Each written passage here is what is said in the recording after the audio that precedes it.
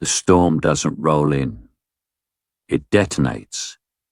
Thunder cracks directly overhead, sharp enough to rattle windows across Hawkins, Indiana, as the sky flashes a sickly violet instead of white. Streetlights explode one by one, plunging entire neighborhoods into darkness. Cars stall mid-intersection, radios shriek with static and die. Above the Hawkins National Laboratory, the clouds begin to rotate. Wind howls through empty streets, tearing leaves from trees, ripping signs loose.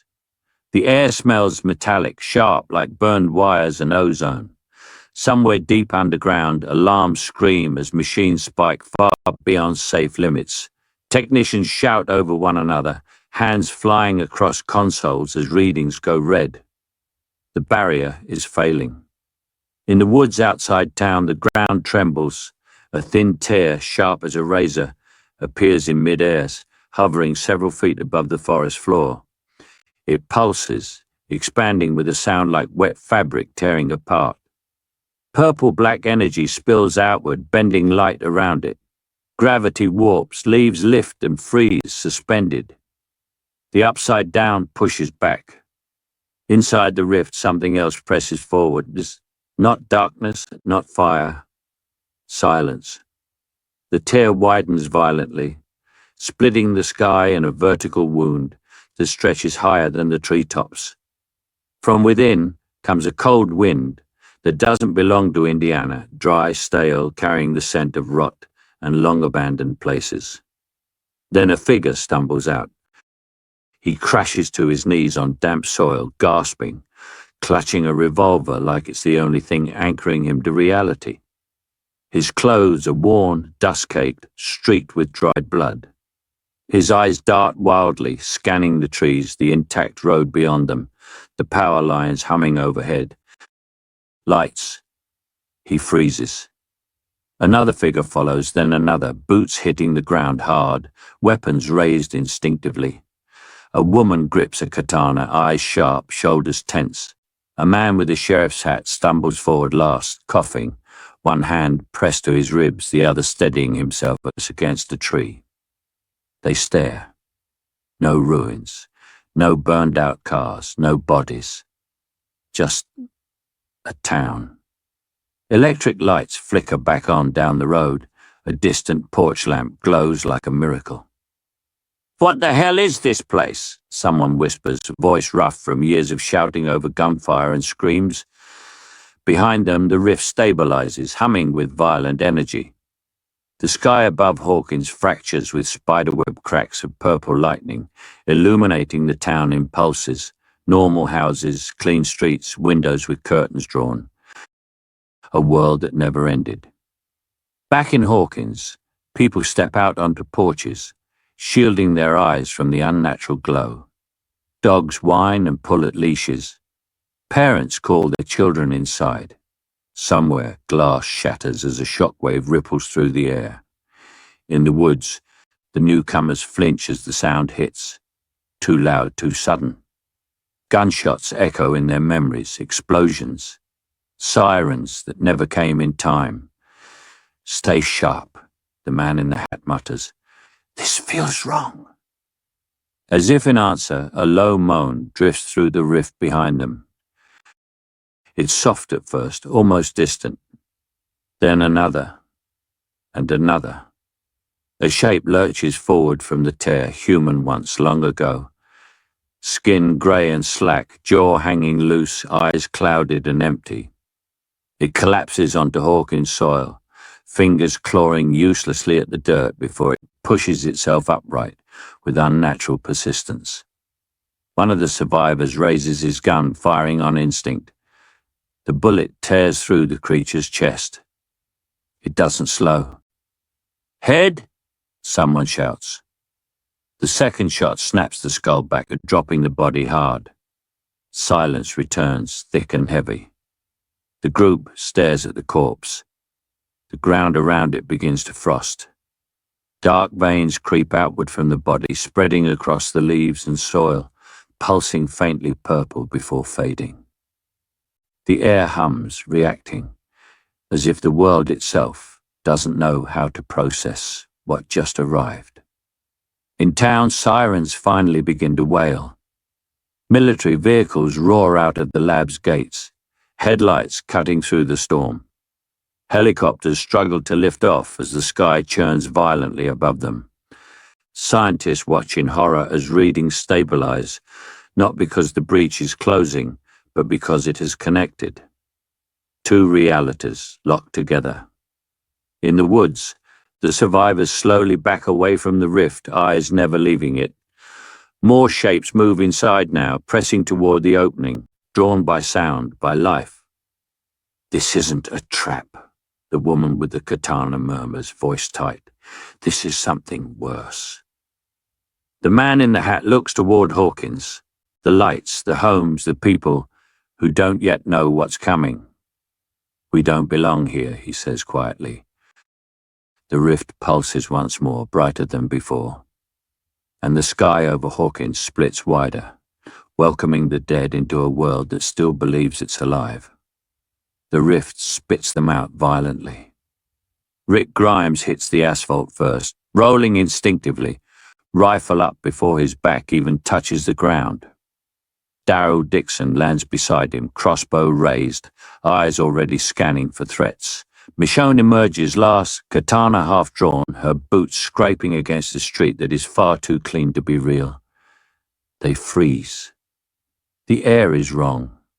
Quiet, but not dead. Streetlights hum overhead, actual electricity steady and bright. Houses line the road with painted mailboxes, trimmed lawns, bicycles tipped over as if abandoned mid-play. No burned-out cars, no bodies, no blood. "This ain't right," Daryl mutters, lowering his crossbow just enough to listen. Too quiet, too whole. Rick doesn't answer. His eyes are fixed on the glowing tear in the air behind them, a vertical wound in reality, still crackling with blue-black energy. It pulses like something alive, slowly sealing itself. "Everyone spread," Rick says, voice low, controlled. "This could be a setup." On the opposite end of the street, headlights swing into view. A police cruiser skids to a stop sideways, tires screaming. Jim Hopper steps out with his revolver already raised, eyes wide but steady. Behind him, soldiers spill out of military vehicles, weapons trained on the newcomers. "Hands where I can see them," Hopper shouts. "Slow, now." Rick raises one hand, rifle still hanging from its sling. "We're not looking for trouble." "Funny," Hopper snaps, "because trouble just tore a hole in the sky." Behind Hopper, a small group gathers at the edge of the cordon. Joyce Byers clutches her coat tight around herself, staring in disbelief. Mike, Dustin, Lucas, and Max stand frozen, their eyes bouncing between the armed strangers and the still flickering rift. Then they see the swords, the crossbow, the scars. "These aren't soldiers," Lucas whispers. "They look like survivors." 11 steps forward before anyone can stop her. She tilts her head, brow furrowing, eyes distant.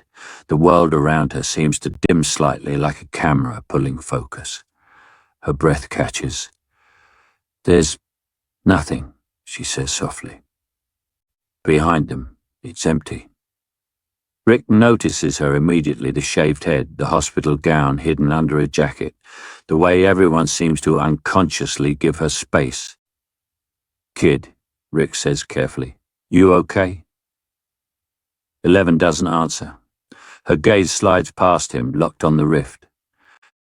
Then something moves inside it. A shape stumbles forward, half falling, half dragging itself through the narrowing tear. Grey skin, torn clothes, jaw hanging at the wrong angle. Joyce gasps. Hopper swears. "What the hell is that?" Dustin breathes. The thing collapses onto the pavement with a wet thud, and then it moves again. Rick spins instantly. "Back up!" The corpse lurches to its feet, movements jerky, wrong.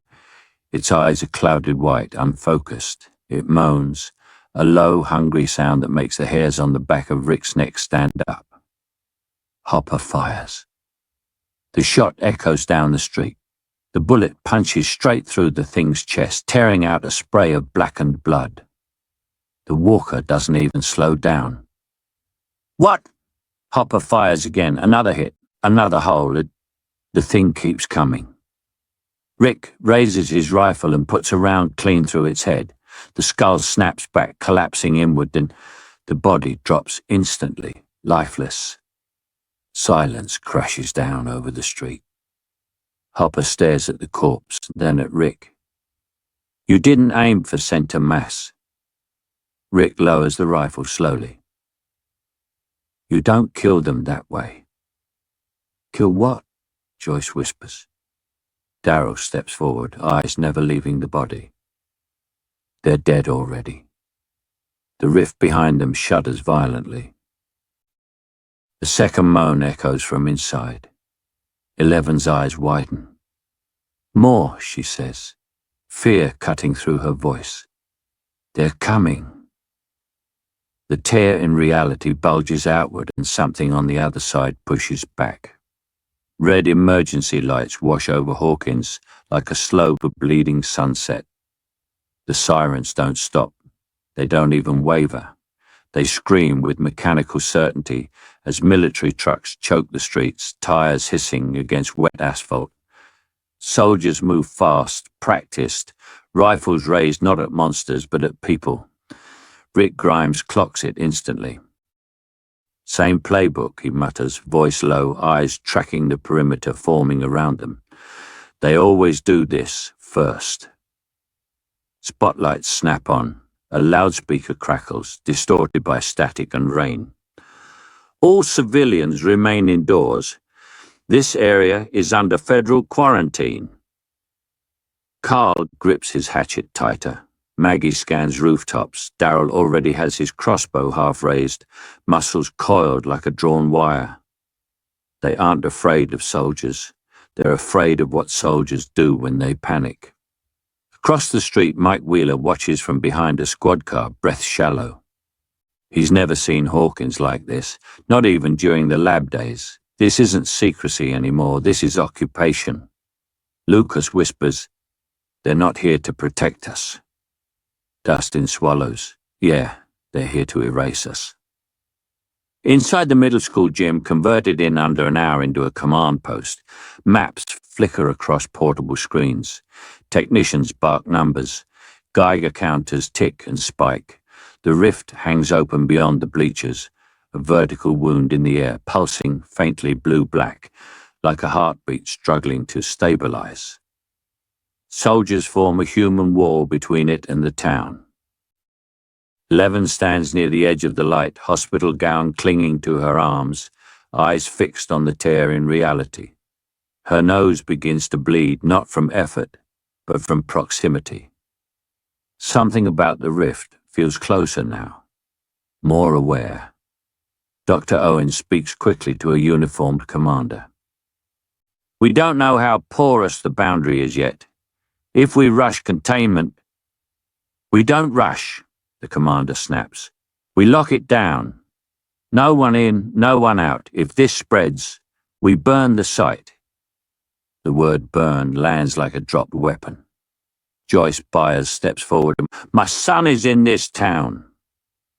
So is the rest of the country, the commander replies without looking at her. Outside, the survivors are being herded toward a barricade. A young soldier raises his rifle when a walker's severed arm twitches in the mud near Maggie's boot. Easy, Rick says, holding up both hands. That thing's already dead. The soldier doesn't lower the gun. Rick's voice hardens. If you don't destroy the brain, it doesn't stop. Shooting it in the chest won't do a damn thing. The soldier hesitates, then fires anyway. The arm keeps twitching. Silence follows, heavy, uncomfortable. Daryl smirks without humor. Told you? Murmurs ripple through the soldiers. Fear shifts direction. Inside the gym, Steve Harrington presses his back against a locker, breathing hard. So, they're from a world where this already happened. Nancy nods, eyes locked on Maggie across the floor. A world that didn't get lucky. Max watches Carl, who can't be more than a year older than her but looks decades tired. They survived without help. That's the problem, Lucas says. They don't trust help. As if summoned by the thought, Rick meets Owen's eyes across the gym. It's not hatred, it's recognition. The look of someone who's buried too many people to believe promises. Night deepens. Rain turns to a fine mist that catches the floodlights, turning Hawkins into a ghost town. The rift hum grows louder. Not enough to alarm the technicians, but enough to make Eleven's skin prickle. She takes a step closer. Mike notices immediately. "Elle, wait." Her breath fogs. The world around her dims. The gym, the soldiers, the shouting. All of it recedes. The rift doesn't roar. It whispers, not words, intent.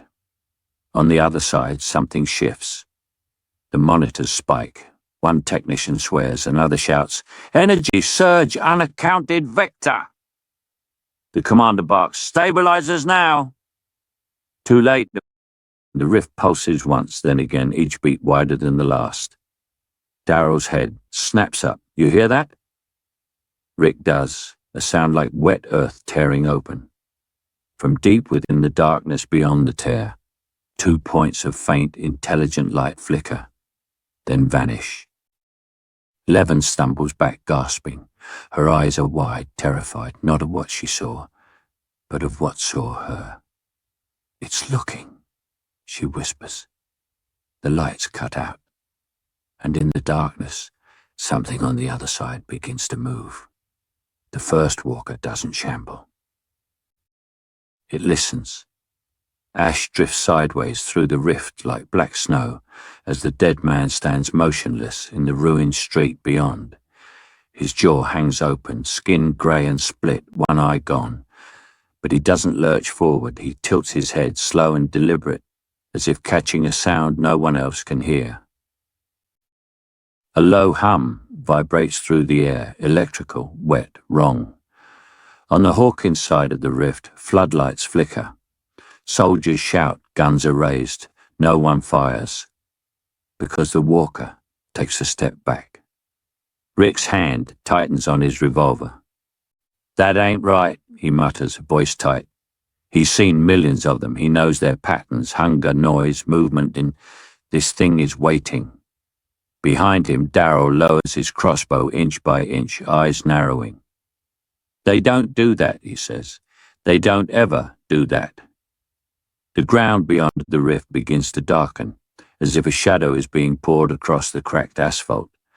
Vines, black, sinewy, pulsing, creep out of the air itself, latching onto abandoned cars, street signs, skeletal trees. The dead man doesn't react when a tendril brushes his leg. Instead, his head turns toward it, and his fingers curl. In Hawkins, Joyce feels it before anyone explains it. A pressure behind her eyes, a cold spreading under her skin. Like the house the night Will disappeared, like something invisible moving through familiar space. "Something's wrong," she whispers. 11 stiffens beside her. Her nose is already bleeding. She stares at the rift, pupils dilated, breath shallow. The world thins around her, the soldiers, the shouting, the lights all falling away. In their place, static, a vast suffocating quiet. Then she sees it, not with her eyes, with something deeper. The dead world stretches endlessly, cities hollowed out, highways choked with rusted cars and bones. Walkers stand scattered through it like broken dolls. And threading through them all is a presence, faint but growing, tendrils of the upside down sinking into corpses, rooting inside rot. The walkers shudder.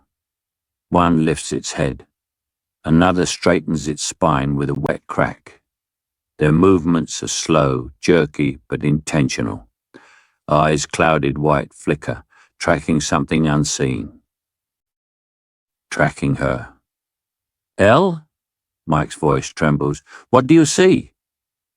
11 doesn't answer. Across the rift, a walker drops to one knee, fingers digging into the asphalt as if steadying itself. Another opens its mouth and releases a sound, not a moan, not a scream, but a low, vibrating click echoing through the ruins. More respond. Rick backs away a step. "They're communicating," he says, disbelief slipping into fear. The tendrils pulse. The dead begin to move, not in a rush, not in a frenzy, but in a coordinated drift toward the rift, bodies angling like iron filings drawn to a magnet. They don't stumble. They don't collide. They adjust. Daryl fires. The bolt punches clean through a walker's skull. It drops instantly. But the others don't react. They don't flinch, don't roar, don't even turn. They keep coming. In Hawkins, alarms blare as energy spikes off the charts. The air smells like ozone and decay. The rift widens by inches, edges rippling like torn flesh. 11 staggers forward. "No," Hopper growls, grabbing her arm. "You stay back." She doesn't seem to hear him. Her eyes are locked on the dead beyond the tear, tears streaming down her face. Her lips tremble as she presses her fingers to her temples. "They're not empty," she whispers. Another walker stops. Its head jerks upwards, snapping towards her position, toward Hawkins, toward 11. It smiles. Not a human smile, something broken, stretched too far. Recognition without warmth. Joyce gasps. 11 screams. The psychic shockwave slams through the rift like a thunderclap. Windows shatter, soldiers are thrown off their feet, several walkers collapse, heads bursting, bodies twitching, but others remain standing. They turn in unison. 11 drops to her knees, sobbing, clutching her head, as blood pours freely from her nose. "Something's in them," she cries. "Not the mind flayer, not like before." Her breathing turns ragged.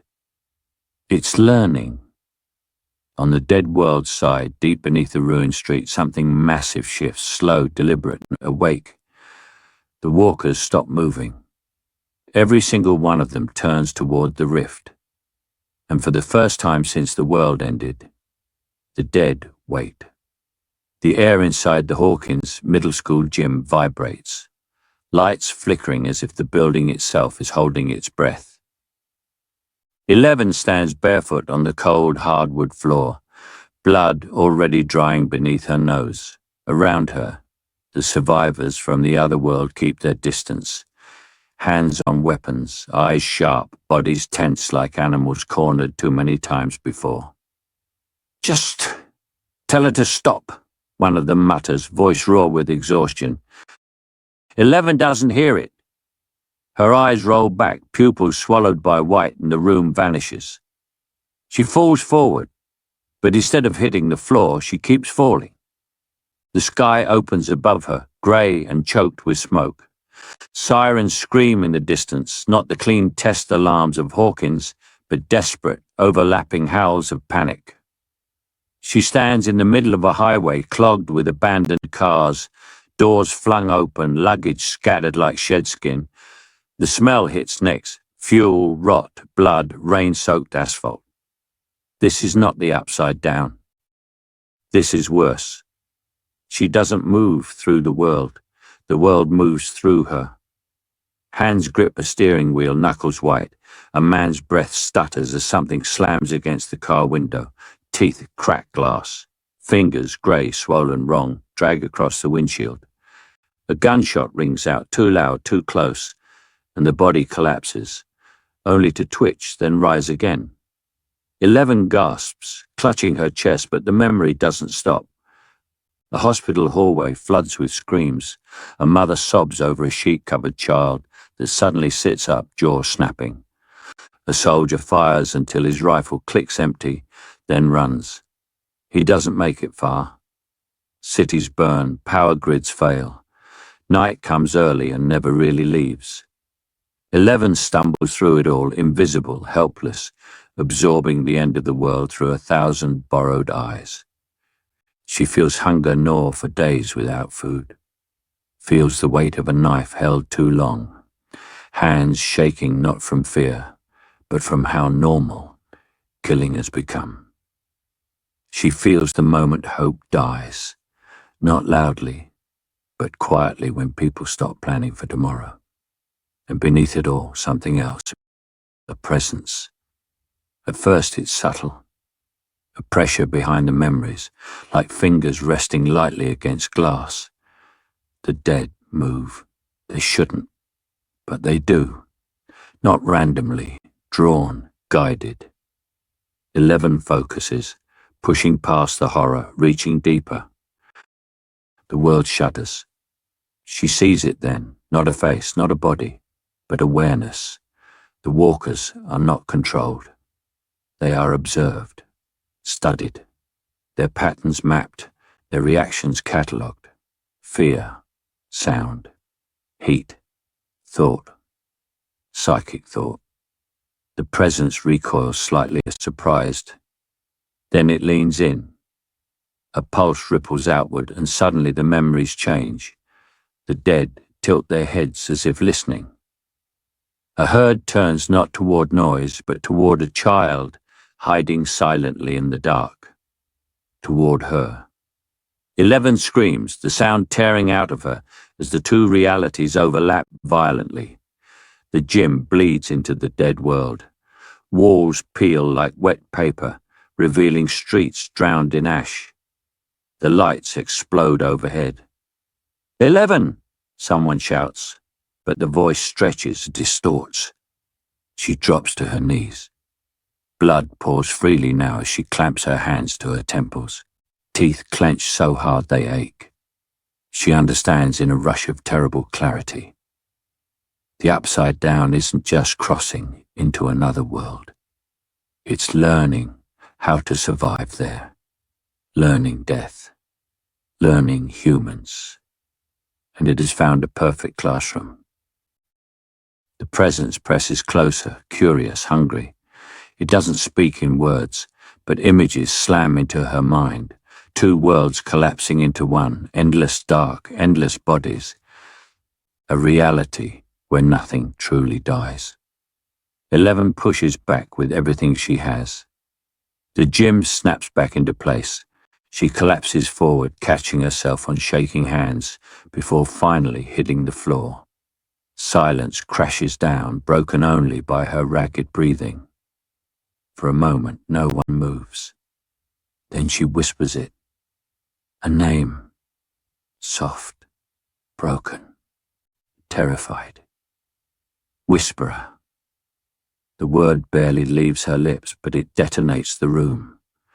One of the survivors staggers backward as if struck, face draining of color. His weapon lowers, forgotten, eyes locked on the girl on the floor. No, he says hoarsely. That's not possible. All eyes turn to him.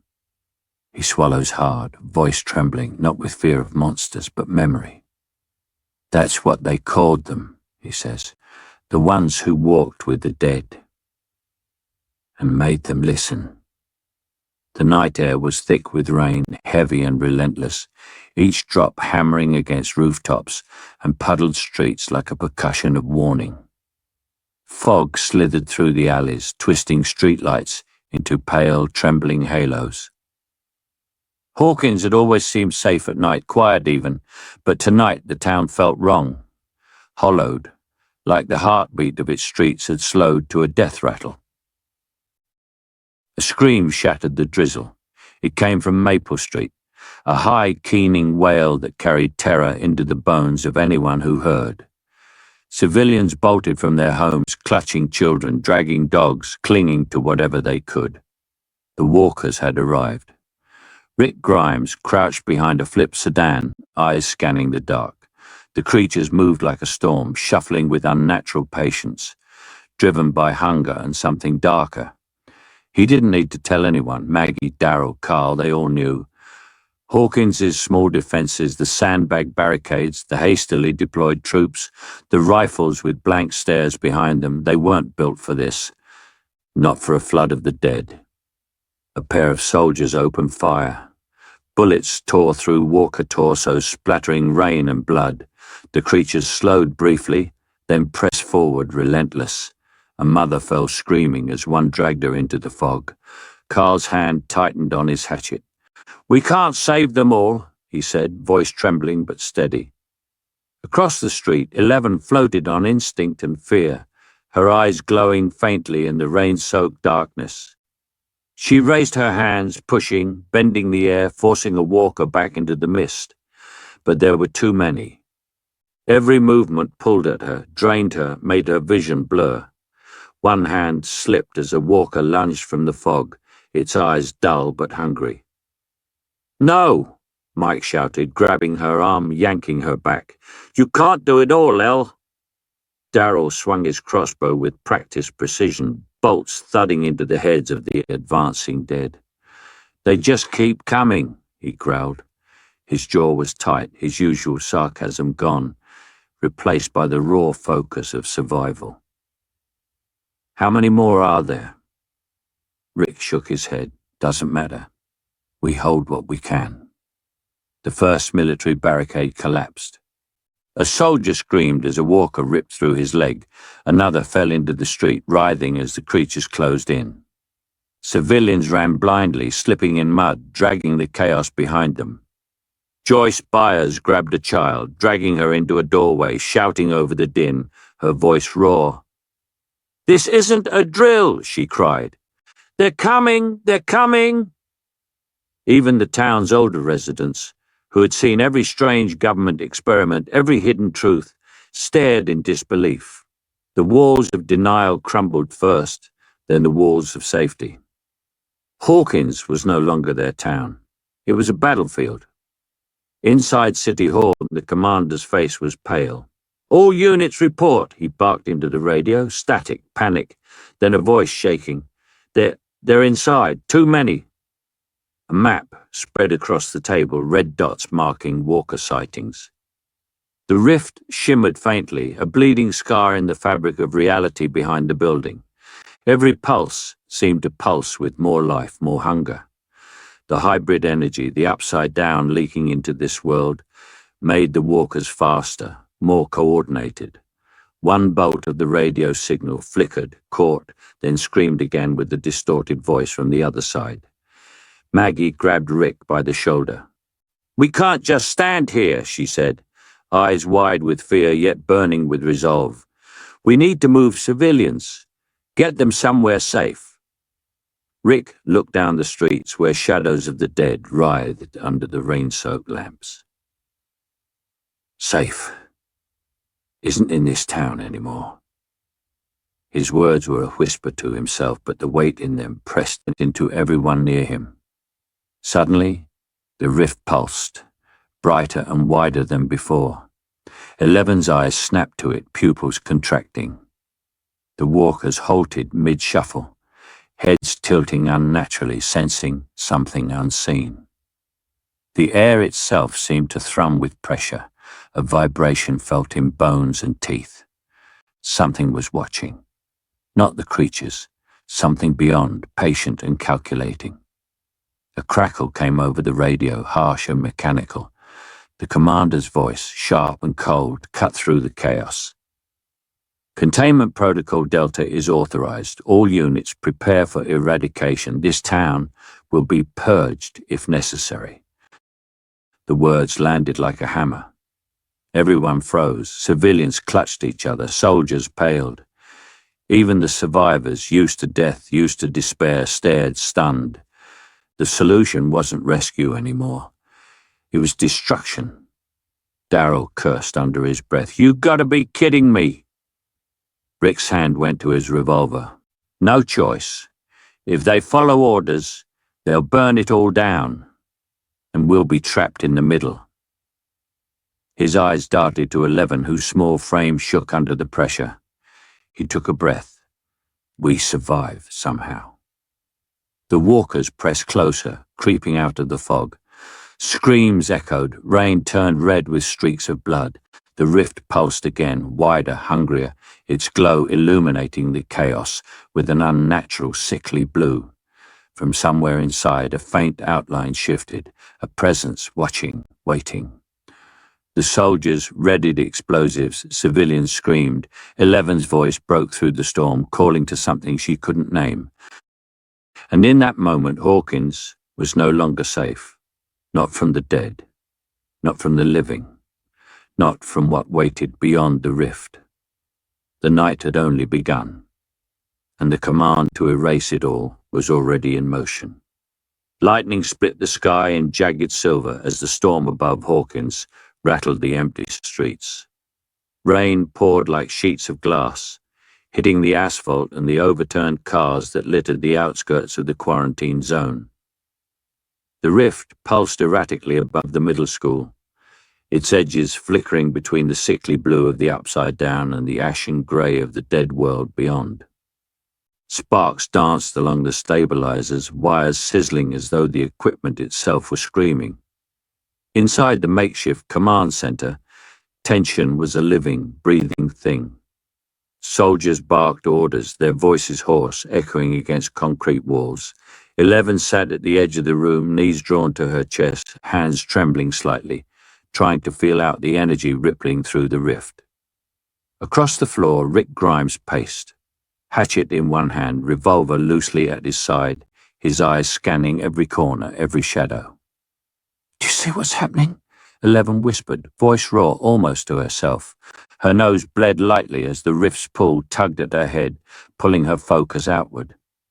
Rick's eyes narrowed. "I see it.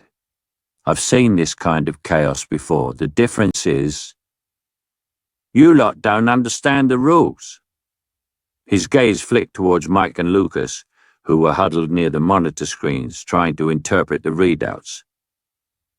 "And neither do they," he muttered, nodding toward the soldiers. Maggie stepped forward, water dripping from her jacket, boots leaving dark stains across the concrete floor. "The rules are simple," she said, voice steady. "Survive. Everything else comes second."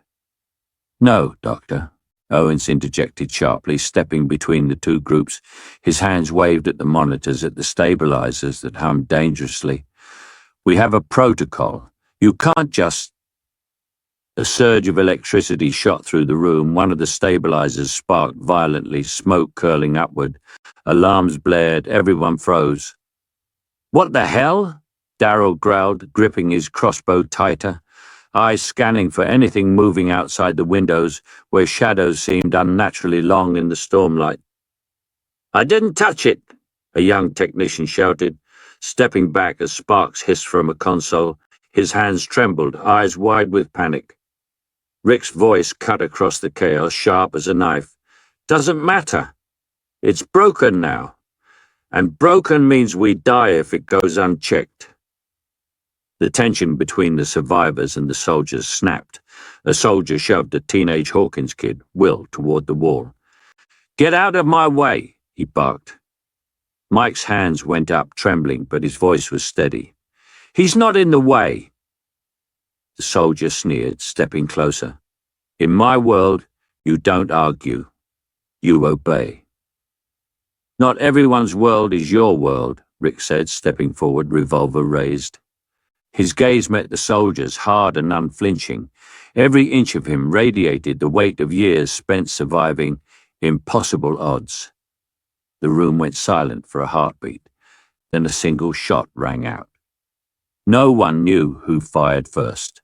The shot was followed by a cascade of accusations, fists swinging and voices screaming over the alarms and thunder. Daryl and Carl moved like shadows, pulling soldiers and Hawkins kids apart before someone ended up dead. 11 slammed her hands against her temples, a wave of nausea and psychic feedback rocking her. "You're not listening," she screamed, voice piercing. "The rift, it's unstable. We don't have time for this." Maggie glared at her, then at Rick. "You think I don't know that? But you don't understand living in a world where every decision could cost a life. We can't wait for perfect rules." Rick's jaw tightened. And you think your way is perfect? Their eyes locked. Neither would yield. Years of lost trauma and hardened survival instincts flashed between them, unspoken but screaming. The storm outside intensified. Rain pounded harder, hammering against the windows. The rift above the school pulsed, once, then twice, and then it flickered violently. Sparks flew across the room, smoke stung eyes, and every monitor flatlined at once. The stabilizers groaned, and then with a final piercing hum, they went dead. "What?" Dr. Owens whispered, running toward the consoles, hands shaking.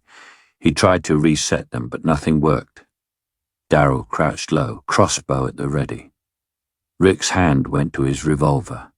Eleven's head throbbed. She clutched it, trying to reach out to sense what was wrong. "Someone did this," Rick said, voice flat, deadly certain. "And it wasn't the storm."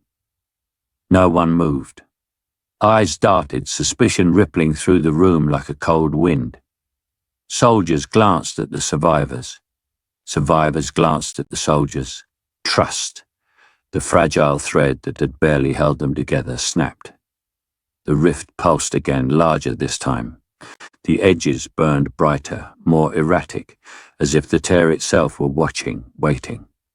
Something beyond it shifted, a shape too dark to name, and for the first time, every person in that room, soldier, teen, scientist, survivor, felt the weight of eyes on them. Eleven's lips parted in a silent gasp. "It's coming," she said. And for the first time, even Rick, even Daryl felt a flicker of fear that went beyond survival. It was primal, bone-deep, and unanimous. The room was silent, drenched in rain, tension, and betrayal. Outside, the storm continued to rage. Inside, the walls of trust had crumbled, and no one knew who had done it. Someone, somewhere, had sabotaged the stabilizers. And whatever watched from the other side of the rift had noticed. The sky over the Midwest was fractured, not just with storm clouds, but with unnatural tiers of violet and black. Fissures that split the horizon like jagged lightning frozen mid-strike. From the highways to the small farm towns, people stopped in their tracks, staring up as the atmosphere itself seemed to shiver. Across grain silos, water towers, and rusting barns, these gashes in reality pulsed and writhed, humming with a sound that made the bones ache.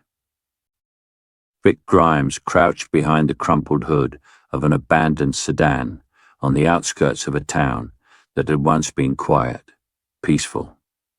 Daryl leaned against the side, crossbow ready, eyes scanning every shadow. Between them, walkers staggered through these cracks in reality, emerging in clusters where no living being should have been. Their moans carried on the wind, uneven, alien, and terrifying. "It's not just Hawkins anymore," Daryl muttered, voice tight. "It's everywhere." Miles away, Joyce Byers clutched a blanket around Will, pulling him close as the lights in her home flickered violently.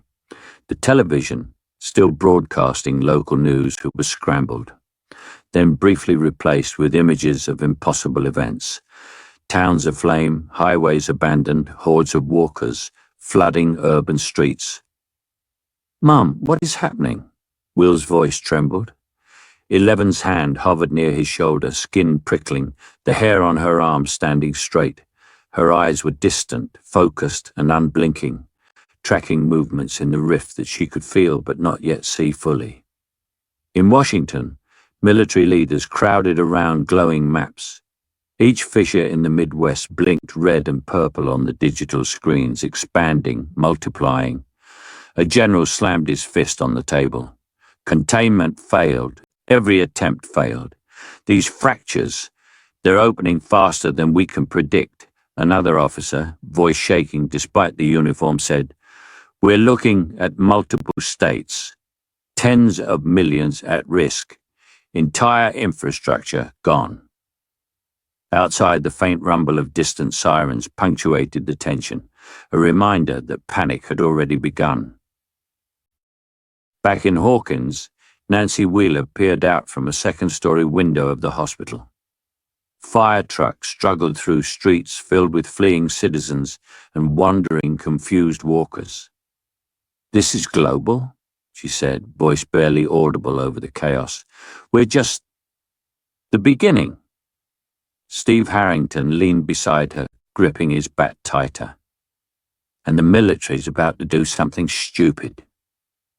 His eyes followed the horizon where one massive rift now loomed like a vertical chasm, wider than any building, humming with a low, oppressive tone.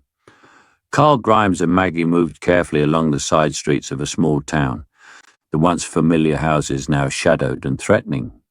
Every corner seemed alive with potential death. "If this keeps spreading, there won't be a world left to save," Carl muttered. Maggie's jaw tightened, scanning a fractured horizon where walkers were spilling through invisible gates, stumbling into daylight that didn't feel real. "Then we fight," she said. "We adapt. That's all we've ever done." 11's vision tore open like a film reel. Across every rift she could sense, she felt both the living and the dead, the pulse of something ancient and patient. She staggered, gripping Mike's arm, eyes wide. "It's not just a leak," she whispered. "It's feeding, watching, learning." Mike held her steady, voice low but firm. "Then we stop it, Elle. We have to." She nodded, but the lines of fear etched across her forehead betrayed her. On the far side of a fractured highway, Daryl and Rick were trying to lead survivors to safety. A sudden tremor shook the asphalt. The fissure widened beneath a crumbling overpass, jagged edges revealing glimpses of nightmarish landscapes, broken cities, and fire-lit horizons full of walkers. Daryl's crossbow never wavered. "We ain't running anymore," he said, voice gravelly with resolve. Rick scanned the surreal vista, jaw tight, eyes burning. "No," he agreed, "we fight. But we need a plan. Fast." Lightning flashed across the sky, illuminating the impossible scenes for a heartbeat. Walkers crawling across rooftops, rifts spewing shadowed forms that defied natural law. Towns swallowed in flickering fires, and civilians screaming in confusion. Government jets screamed overhead, armed with experimental ordnance, their pilots exchanging anxious glances. The unspoken question hovered. Could a strike even contain this? Or would it annihilate everything, merging the living world with the dead permanently? The rifts pulsed again, violently this time, like the heartbeat of the world itself. 11's nose began bleeding, her knees buckling, as she tried to reach into the darkness. "It's bigger than us," she gasped, voice raw. "It's everywhere." Mike steadied her, whispering, "Then we have to be bigger than it." And above the fractured plains, on every screen, in every town, the same realization spread like wildfire. Reality itself was breaking. Governments whispered about weapons they had never dared use. Weapons capable of collapsing both worlds entirely to stop the flood. The choice hovered over humanity like a guillotine. Act and risk oblivion, or wait and be consumed. In Hawkins, Joyce, Rick, Daryl, 11 and the others froze for a heartbeat, looking out over the trembling, rain-slick streets as another pulse rippled across the rift. The walkers multiplied, emerging in perfect, horrifying coordination. The dead were everywhere, and something behind those fissures, something intelligent, watched, biding its time, unafraid. 11's hand tightened around Mike's, and she whispered, more to herself than anyone else, "It's not a threat anymore. It's a decision." And with that, the world realized the truth. The apocalypse had already begun. Rain lashes the ruined streets of Hawkins, slick asphalt reflecting the red-orange glow of fires scattered through the town. The rift pulses overhead, a living scar in the sky, throbbing with unnatural light that seeps into every corner, painting the wrecked buildings in shifting shadows. Smoke curls from the collapsed grocery store, and the faint, guttural moans of walkers echo between the alleyways, now walked, moving with an almost deliberate caution. 11 hovers near the rift, her hand pressed to her temple, eyes squeezed shut as she strains against the psychic pull. She gasps, the cold air frosting her breath as a new surge of energy rolls through the town. Something is different. Wrong. She opens her eyes just as the first hybrid emerges. Its form is grotesque, terrifyingly fluid. Part decayed human, part shadow from the upside down. Skin stretched tight over skeletal limbs, eyes glowing faintly with intelligence. It moves with a stalking precision no walker possesses, tilting its head as if studying its prey. The stench of decay mingles with ozone, making the soldiers gag. Rick Grimes pivots, revolver ready, squinting at the creature. "What in the hell?" Daryl lets his crossbow fall into position instinctively. "That ain't no walker. Don't move like that." His voice is low, tense, the words clipped against the rain. Carl watches from behind the toppled car, fingers tightening on the knife he's too young to wield in situations like this. But the fear in his eyes is tempered by resolve. Mike Wheeler grips 11's shoulder. "El, what is that thing?" 11 swallows, a shudder running through her small frame. It's not just from there, it's learning." Her voice trembles, but her eyes are wide with focus. "It's combining. Everything it touches, it changes." A second hybrid lurches from the shadows of the fire-scorched library, stepping lightly over debris, moving toward the soldier line. The commanding officer shouts orders, rifles rise, and a volley of bullets tears into the creature. But it barely flinches. The rounds punch through its torso and explode in a spray of black ichor. It continues, its movements unnaturally smooth, almost deliberate. Predatory intelligence shining in the flicker of the firelight. Baggy yells, "It's not just them. It's adapting." The hybrids react instantly, splitting apart mid-stride, fragments of their form merging into new, taller, faster shapes. Even the soldiers flinch, the world they knew collapsing before their eyes. Daryl fires again, bolt striking one hybrid in the chest, but it pivots like a shadow, reforming instantly. The group realizes with cold dread that conventional weapons may no longer matter. In the center of the chaos, Steve Harrington swings his baseball bat with all his strength, connecting with one of the hybrid forms. The creature hisses, recoiling, then reforms. Each strike met with a fluid, intelligent counter. Steve stumbles back, breathing hard, eyes wide. This isn't natural. From the rift above, a low, resonant hum begins, vibrating through the ground. 11 drops to her knees, shaking, hair plastered to her forehead by rain. It's watching us, learning from us. Her voice cracks, terror and determination mingling. It knows we're afraid. It knows we fight. Rick moves closer, revolver still raised, watching as hybrids spread through the street like a tide. "We need to fall back," he growls, voice tight, eyes scanning the horizon for tactical advantage. "We regroup, we survive, figure out what the hell this is." Lucas clutches a pipe, surveying the hybrid mass. Survive. They're thinking. They're planning. We've never fought anything that thinks. Daryl's voice cuts through, calm and deadly. "Then we adapt too. We don't have a choice." The hybrids pause simultaneously, as if sensing the unity of the group, their glowing eyes flicking to 11.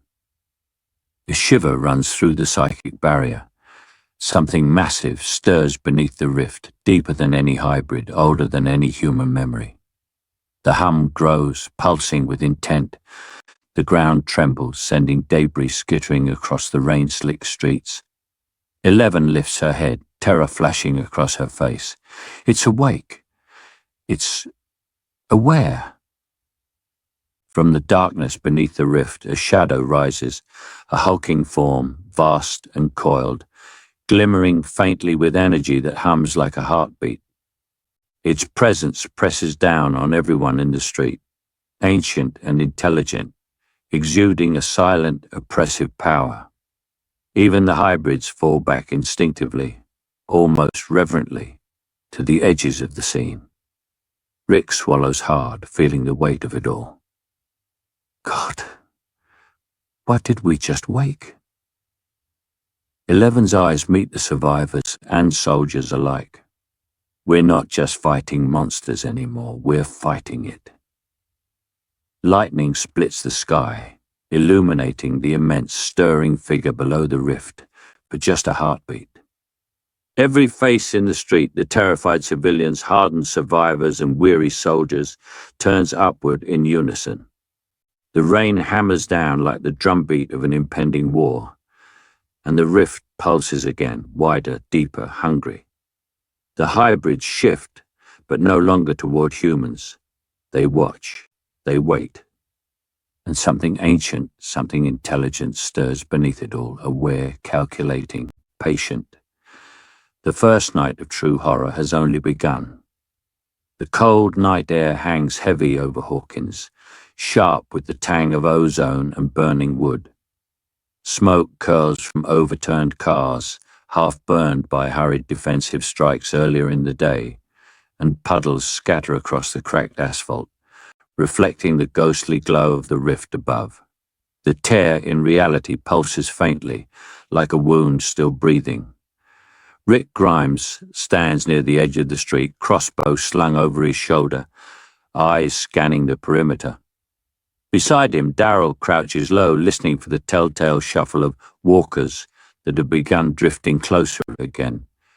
Their world, the one they had fought tooth and nail to survive, is bleeding into Hawkins, and they both know there's no turning back. Across the street, Mike, Lucas, and Max huddle behind a concrete barricade, wet hair plastered to their foreheads. 11 kneels in front of the rift, hands trembling, but her eyes are fixed and unblinking. Something is alive in that space between worlds, and it's waiting, watching, calculating. Listen, Rick starts, voice steady but low. We don't have time to play politeness. Whatever's coming, it's bigger than you, bigger than me. We work together, or we die. Maggie's hand rests on his arm for a moment, a silent acknowledgement of the weight behind his words. I don't trust them, she says, nodding toward the kids, but I trust survival. That's all that matters. 11's eyes flick to Rick, to Daryl, then back to Mike. Her voice is barely audible, but firm. If we close it, it won't just stop the rift. I'll have to go inside. Lucas swallows hard. Go inside, like, alone. She nods, her gaze drifts upward toward the pulsating tear. A ripple of pale energy dances across the surface of the asphalt, illuminating the wet streets with an unearthly glow. It's the only way. If I don't, it spreads. Everything spreads. Daryl grunts, pressing his back against a burned-out car. And you think we're just gonna stand here and let you do it alone? No. Hell no. Rick steps forward, hands raised to calm but firm. She's right. We need a plan. And we need to understand the cost. Maggie exhales slowly, running a hand through her damp hair. The cost? Do you think it's just her? Her eyes flick toward the rift, then back to the survivors from the other world. We've seen what it does. It kills, changes people. Changes everything. Steve Harrington adjusts the bat in his hands, the metal tips glinting in the erratic light. So we fight. We fight together. For once, all of us. Doesn't mean I trust you guys. He shoots a grin at Daryl, but I guess that doesn't matter right now. Rick nods. Right. Trust doesn't matter. Survival does. The group begins moving, slowly at first, surveying the perimeter, marking escape routes and scouting the immediate area for threats. Walkers stagger at the edges of the street, some drawn to the energy of the rift, others wandering aimlessly, hungry, lost. Even from their distance, there are grotesque, almost mechanical chorus of teeth and claws. 11 stands at the forefront, her fingers brushing the air in front of her, coaxing the subtle hums of the rift, trying to sense any fluctuations. Her brow furrows, the weight of understanding pressing on her small shoulders. It wants me to give something, she whispers, voice trembling. To close it. I have to give something I can't take back. Mike kneels beside her, taking her hand. Elle, we'll figure it out. The sudden roar cuts him off. The rift pulses violently, and the shockwave ripples through the street, knocking puddles and debris into the air. Soldiers stumble, some hit the asphalt hard, weapons skidding out of reach. The walkers freeze mid-step, drawn to the energy, but hesitant, as if sensing the deeper threat. Rick instinctively raises his weapon, aiming where the rift seems thickest. Daryl loads another bolt, fingers steady despite the chaos. Maggie pulls a flare from her pack, ready to ignite, ready to draw attention away from the team. Steve whispers to Nancy, barely audible over the hum of energy. So she's saying she can close it, but we don't know what she loses. Nancy's eyes are cold, calculating. Whatever it is, it's worth it, or we're all dead. 11's head tilts slightly, eyes narrowing. The rift pulses again, larger this time, and she flinches back instinctively. Something from the other side stirs. Something watching, waiting. The energy of it brushes against her mind like icy fingers. She gasps, stepping back, but not entirely away. Rick shouts over the roar, "Everyone hold positions! Protect her! Whatever happens, we're together in this!" The rift pulses again, and in that brief, terrifying moment they all see it. A dark silhouette, massive and vaguely humanoid, outlined against the twisted energy beyond. Eyes, or what pass for them, glow with intelligence, and the weight of its awareness presses down on everyone simultaneously. 11's voice breaks through the collective dread. It knows we're trying to stop it.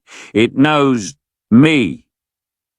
For the first time, the fragile alliance, kids, survivors, soldiers, and the dead world warriors feels the unspoken truth. This isn't just a battle for Hawkins. This is a war for reality itself. And 11 knows exactly what the rift demands. The first screams cut through the night like shattered glass. Rain lashes the streets of Hawkins, turning asphalt to rivers of sludge that carry debris, blood, and the stench of burning wood. Streetlights flicker, failing under the storm, and the rift pulses above the town like a bleeding eye, its edges jagged, almost alive. From it, a low, unearthly hum vibrates through every building, every cracked window, through bones and fear alike. Daryl crouches behind a crumpled mailbox, crossbow drawn. His knuckles whiten as he reloads, eyes scanning the shadows for movement. The hybrid walkers, twisted combinations of upside-down creatures and the dead, crawl from alleys and broken storefronts. Limbs bend wrong, mouths gape impossibly wide. They smell the living and they hunger. Rick yells orders, but the wind snatches them away. Form a line, protect the kids, don't let them through. 11 floats slightly above the ground, her hair plastered to her face by rain, eyes glowing faintly as she extends her hand toward a charging hybrid. She concentrates, and the creature halts mid-step, legs trembling under invisible force. A crack of energy from the rift pulses through her like a whip. She falters, stumbling back, coughing. Mike grabs her arm. "Elle, you okay?" Her eyes are wide. It's set, stronger. They're all of them connected. From the opposite street, Carl swings his hatchet, cleaving through a half-rotted hybrid that lunges at Maggie. She fires a rifle, but the shot only slows another, forcing her to reload. The rain makes the trigger slick, the barrel freezing against her cheek. Each breath tastes of smoke and iron. Steve and Nancy sprint through the chaos, flares in hand, lighting paths for survivors to retreat. The fire illuminates the twisted shapes of creatures, the remnants of Hawkins, now indistinguishable from nightmares. A neon sign flickers above a diner. Mel's Diner. Half the letters gone, smoke curling from the roof. Shadows move behind shattered glass, inhuman silhouettes. Lucas fires repeatedly with his pistol, conserving bullets, aiming for heads that shift too quickly to track. "We can't hold them all," he shouts to Max, whose eyes dart between the rift and the advancing horde. "We have to fall back." Rick signals a retreat, but hesitation freezes some in place. Daryl grabs the nearest civilian, dragging them behind an overturned car. "Move, now!"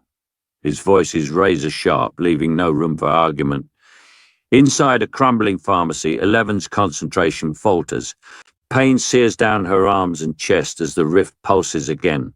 Larger, wider, more insistent. She gasps, collapsing to her knees on slick tiles. Water dripping from the ceiling onto her hands. She senses it. Not just the hybrid walkers, but something beyond, watching, calculating. A presence older and crueler than anything she's ever faced. 11, Mike hisses, helping her upright. "You can't do it alone." "Not alone," she whispers, sweat mixing with rain and blood. "But we're running out of time." A massive crash splits the night. A hybrid bursts through the roof of a nearby convenience store, sending beams and shingles raining down. Rick spins, shooting at it, but Daryl grabs his arm. "Too many! We can't fight like this." The survivors from the dead world push forward, chains of gunfire and improvised weapons cutting a path. Maggie swings her rifle at a hybrid, lunging at Carl. Carl sidesteps, narrowly avoiding a bite, his expression grim.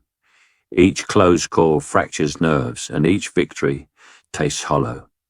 Steve yells, "This way! Through the alley!" Leading Nancy and the others towards what they hope is a less crowded route. The rain intensifies, masking the cries and groans of both the living and the twisted dead. 11 turns back towards the rift, sensing its pulse growing in strength, vibrating through the street, the town, the very ground. She kneels in the pouring rain, hand hovering over the water-soaked asphalt. Her face is pale, lips quivering. "It's opening. More." Lucas squints towards the sky, a disbelief and horror painting his features. It's getting bigger." From the widening rift, a city, ruined, blackened and deserted, stretches beyond comprehension. Skyscrapers lean at impossible angles. Fires burn in the distance, their smoke sucked upward into the rift's maw. Shadows move within the wreckage, hinting at horrors yet unseen. The hybrids, the dead, the creatures, they pour from this new city. A flood waiting to claim Hawkins entirely. Rick grips Daryl's shoulder, voice low and deadly serious. "We're not fighting just for Hawkins anymore. This is bigger than anything we've faced. We survive or everything dies." 11's eyes meet the rift, and for a heartbeat, the storm and chaos fall silent around her. The glow of the other city reflects in her pupils. She whispers, almost to herself, "It's endless." The horde begins its next advance, unstoppable, relentless, and as the survivors steel themselves. Hawkins, the town they've known, has fallen. Only instinct, grit, and the fragile unity between two worlds keep them from being consumed entirely. And above it all, the rift widens further, promising horrors beyond the city streets, beyond the known dead. Hawkins is no longer safe. The real nightmare has just begun. The first step through the rift is like plunging into ice. The air snaps at exposed skin, carrying a metallic tang of blood and decay. Hawkins blurs behind them, the town's broken streets and flickering lights swallowed by a wavering veil of energy. One moment it's familiar, cars, lampposts, wet asphalt, and the next, the world shifts into grey. A landscape scorched and still, littered with abandoned buildings and the scattered remains of lives that ended long ago. Rick Grimes moves first, boots crunching on broken glass. His crossbow is ready, eyes scanning the horizon, where shadows shift between crumbling walls. Daryl follows close, crossbow raised and alert. Behind them, Maggie clutches a flare. Steve's bat poised for sudden violence, and 11 floats slightly above the ground, tethered to the rift by her focus. Mike and Lucas trail, wide-eyed but resolute, straining to read the landscape for threats. The silence is oppressive. Even the wind seems to hesitate here, carrying whispers of past screams and the faint groan of distant walkers. Bones snap underfoot, human, animal, unidentifiable, and the smell of rot presses heavy against the senses. They're everywhere, Daryl mutters, voice low and teeth gritted. And not just walking, thinking. Rick's eyes narrow. Keep moving, stay tight, don't stop.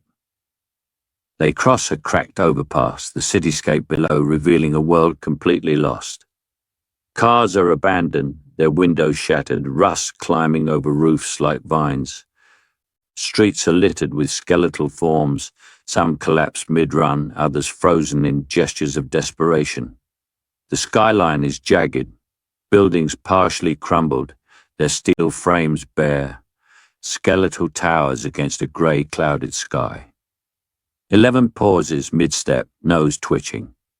She raises her hand slightly, and the energy around the rift pulses in response. It's empty, she whispers. No survivors, almost nothing.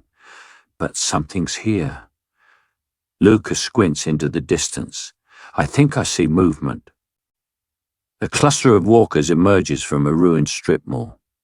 Unlike the slow, aimless undead they know from their world, these move with eerie coordination, almost aware of the intruders. Their heads tilt unnaturally as they approach, drawn to 11's psychic signature. Maggie ignites her flare, casting a bright orange arc across the street. A walker jerks violently at the light, then lunges forward. Daryl's bolt pierces its skull mid-step, and it collapses without sound. The others surge in, and chaos unfolds in microcosm. Bolts, knives, flare light, and psychic pushes from 11. Steve screams as a walker slams into him, hands clawing at his shoulder. He spins, bat swinging, connecting with a satisfying crunch. The walker's head snaps back, but more are coming, an endless tide. Rick yells, directing their movements, voice steady even as fear flickers in his eyes. Form a perimeter! Protect 11! 11's hands glow faintly. She pushes, and the nearest walkers are flung back like ragdolls, hitting walls and pavement. Her face tightens, lips trembling. She grits her teeth, sweat and blood mixing on her forehead. I can't hold them all. Daryl shoots a glance at her. You don't have to. We got your back.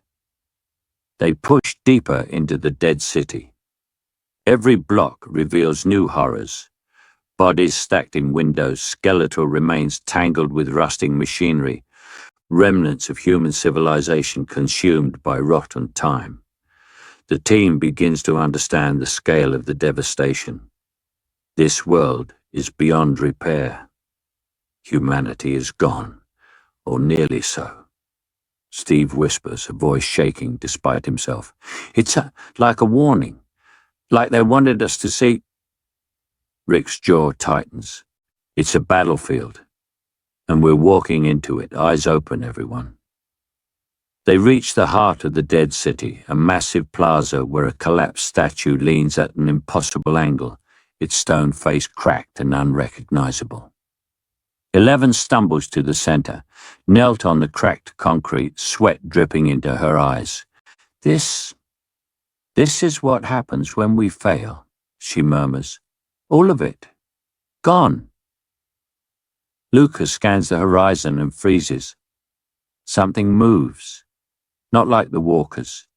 Something heavier, slower, but deliberate. Shadows cling to the corners of the buildings, following them. Every instinct in the strike team screams that it's alive and aware. And it's trailing them back toward the rift. Rick turns his head, eyes narrowing. Everyone, stay sharp. Whatever's behind us, it's not just going to let us leave. The rift shivers at their approach, a soft vibration that grows stronger, as if sensing the threat. 11 rises slowly, eyes wide, her body tense. It's coming through, she says, voice trembling. It's following us. The wind picks up, carrying a stench that no flare can mask. The team tightens formation, weapons raised, adrenaline coiling through the veins like fire. In that frozen grey landscape, nothing moves but the living and the dead. And the thing that has decided to come through with them. The first branch cracks behind them, unnervingly deliberate, and 11's eyes snap toward it. Whatever has crossed from this world. It knows exactly where they are. And it's patient.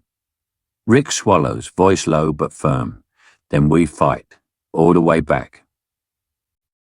The team moves as one, stepping through the rift, unaware that something has already slipped into Hawkins behind them.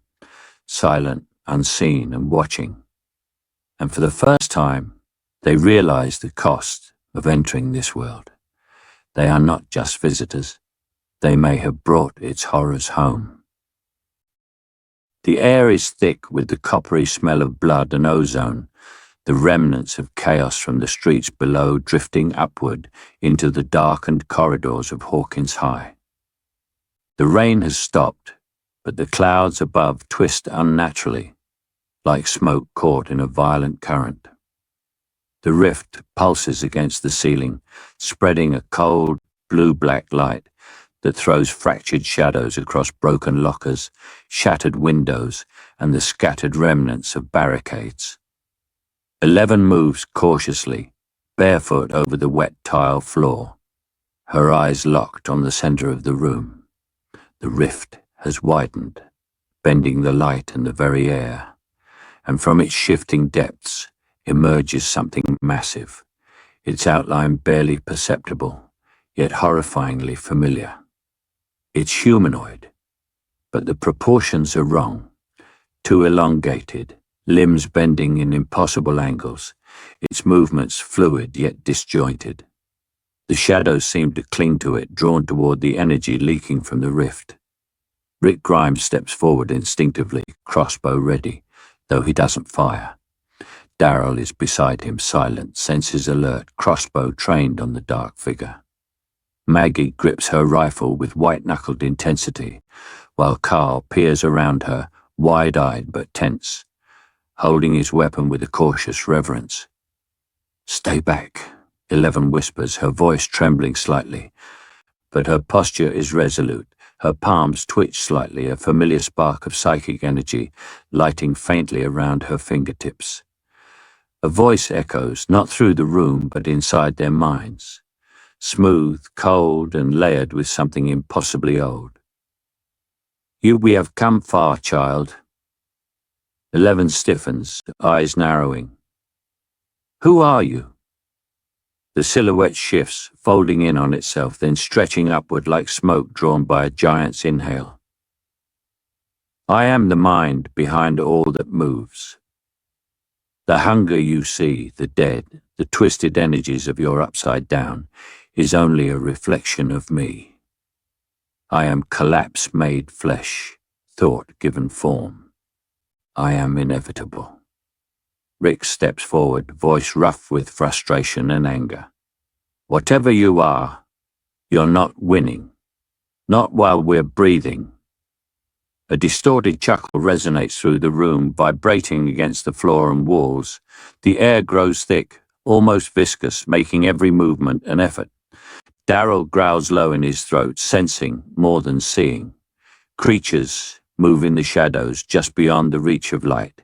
Their eyes glint faintly, predatory, aware, attuned to the figure at the center. "You misunderstand," the voice whispers, almost playful. "I do not win. I exist. I feed, I merge. Your world, my world. The dead and the living. They will all become one. Eternal, infinite, and all resistance futile." Eleven's fingers twitch faster, sparks crackling in the air. Her forehead glistens with sweat, hair plastered to her temple. "I won't let you," she says, voice firmer. "I've stopped worse than you." The figure leans forward, its mass bending in impossible arcs, as if gravity itself obeys its whim. Its eyes, or something resembling them, flare, piercing Eleven's mind. Worse, perhaps, but never a choice like this. Look, child. From the rift, tendrils of shadow curl outward, touching the walls, the floor, brushing against Rick and Daryl like cold water. They freeze, the hairs on their necks standing, teeth clenched, instinct screaming danger. Even the soldiers who had been forced into the alliance with these strangers flinch and stumble backward. The figure speaks again, directly into Eleven's mind now, words like ice crawling along her spine. "You can close it. You can stop the spread, but you will not survive unchanged. A fragment of you must remain, forever tethered, feeding, guiding, a linchpin for stability. Without it, both worlds will collapse entirely. Your choice.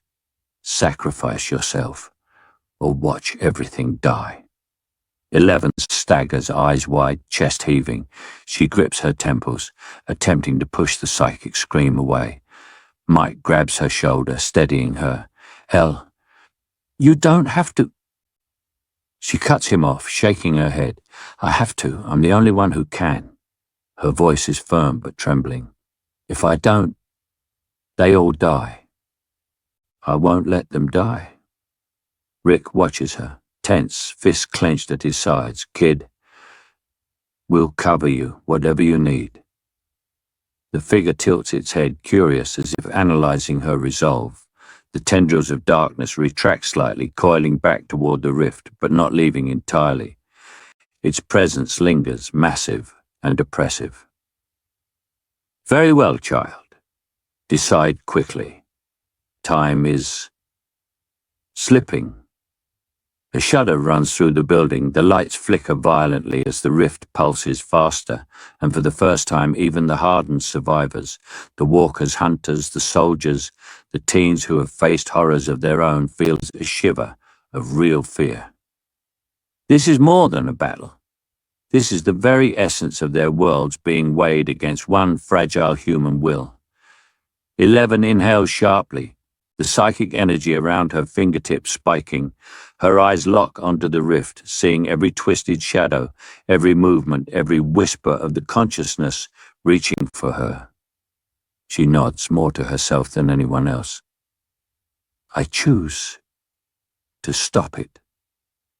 The figure's form stretches, a shadowed smile curling through impossible angles. "Then know this, child. Nothing will ever be the same." Outside, the wind picks up, rattling broken windows and tearing through the skeletal streets of Hawkins, carrying with it the distant, unsettling cries of creatures from both worlds. The fragile alliance behind 11 braces, unaware of the true cost, about to be paid, yet united by the resolve of one small, determined girl. And for the first time, the rift pulses not in warning, but in anticipation. Rain lashes down in sheets, turning the streets of Hawkins into a slick, reflective mirror of chaos. Smoke rises from burning husks of vehicles, twisted metal glinting under the pale, flickering light of the rift. Its pulsating glow paints everyone in shades of blue and black, casting long, unnerving shadows across broken storefronts and overturned barricades. Rick Grimes crouches behind the remnants of a lamppost, water dripping down his face, eyes scanning the distant silhouettes of walkers, moving erratically. Daryl's crossbow is trained on a figure just beyond the barricade, fingers steady despite exhaustion. Behind them, Maggie wipes a smear of blood from her cheek, jaw tight, eyes darting between the rift and the survivors from Hawkins. Steve Harrington leans against a wall, gripping his bat like a lifeline. "I swear I've never seen anything this insane," he mutters, voice almost lost in the storm's roar. Nancy wipes rain from her eyes, scanning for threats in the darkness. Max and Lucas huddle behind a dumpster, whispering to keep their fear from showing, while Mike and 11 edge toward the rift, tension coiling between them like a live wire. The alliance is frayed, trust is brittle. Every plan, every compromise, has left scars deeper than any blade. And now, desperation hangs in the air like the storm itself. From the wreckage, Glenn, leading a smaller contingent of survivors, emerges, soaked, rifle raised, teeth gritted. He approaches Rick with hurried steps, tension sharp in every movement. "We can't hold this much longer. The rift's unstable. If we wait, everyone dies. Hawkins and us alike." Rick's eyes narrow. "I know the risk, but we've survived worse. We stick together. That's how we make it." Glenn shakes his head, a voice rising above the rain. "No, you don't get it. Some of us aren't going to make it if we do it your way. If we want to survive, if we want any of us to see tomorrow, we have to act now, alone." Daryl's jaw tightens. "What are you talking about?" Glenn doesn't answer immediately. His eyes flicker to the rift and then to 11, a twitch of guilt, a flash of fear. He raises his rifle. "I'm taking control. I'm closing it my way. Everyone else, you decide where you stand." Maggie steps in, fists clenched. "You're insane. This isn't just survival. This is playing with people's lives." 11 senses it instantly, and her pupils dilate. Energy sparks along her fingertips as she steps forward. "Stop. If you do that, you'll—" The words catch in her throat as Glenn fires. The round hits a stabilizer unit near the rift, sparks flying. Alarms shriek as the monitors blink red. The rift flares violently, thrumming with unpredictable energy. Shadows of twisted, hybrid creatures ripple across its surface, reflected in every puddle, every shattered window. Rick yells, "Get down!" Daryl fires a bolt, tearing through the mist, hitting a walker that shambles toward them, but the distraction is minor. The rift pulses again, each beat larger, more chaotic. Energy arcs out like lightning, striking debris, flipping cars, sending splintered wood and metal skidding through the waterlogged streets. 11 stumbles, holding her head. "No, it's collapsing." Her voice is raw, strained with psychic strain. She sinks to her knees, sweat mixing with rain, nose bleeding, eyes wild. "If it falls like this, everyone trapped." Steve grabs her shoulder, shaking her lightly. "Elle, what do you mean trapped? Talk to me." "It doesn't care about the boundaries," 11 screams, teeth clenched. Her hands reach out toward the chaotic pulsations, but her body shakes violently under the effort. "It's pulling everything. Everyone. Together. If the rift collapses now, there's no escape." Nancy turns to Maggie, eyes wide, voice trembling. We can't just fight it. It's..." The ground shakes beneath them. A distant, low rumble grows into a roar as parts of the street buckle, concrete cracking and asphalt rising in jagged waves. Walkers screech, panicked by the surging energy. The sky above flashes violently as the rift thrashes, warping light into impossible angles, stretching the shadows of soldiers, survivors, and children alike, into monstrous silhouettes. Rick raises his voice, commanding, furious but calm. "Everyone! Focus! Protect 11! Don't let—" Another pulse rips outward, knocking him off his feet. Daryl hits the wet ground hard, crossbow skidding from his hands. Maggie is thrown into a burnt-out car, scraping her arm, teeth gritted against pain. Glenn freezes mid-step, realization dawning in his eyes too late. The catastrophic decision he believed would save them now threatens to annihilate everyone he sought to protect. He glances at 11, and she meets his gaze, eyes wide with the truth of it. This isn't a plan. This is disaster. The rift surges again, a violent living thing, rippling and twisting unpredictably. It isn't just a tear between worlds anymore, it's a trap, collapsing and consuming, indifferent to morality or loyalty. 11 whispers, barely audible above the storm. It doesn't stop. It won't stop. Not without a choice, a cost. And in that instant, the fragile alliance fractures completely. Soldiers, survivors, Hawkins kids, everyone is forced to reckon with the reality that the storm, the rift, and the betrayal are now bigger than any of them. There is no turning back. The streets tremble, the rift pulses, and somewhere beyond its chaotic glow, something watches, patient, waiting, aware. Hawkins is no longer just a town. It is a battlefield, a trap, a crucible, and no one will emerge unchanged. The sky above Hawkins is bled into a permanent bruise of red and purple, lightning arcing across the horizon, illuminating a town that has become unrecognizable.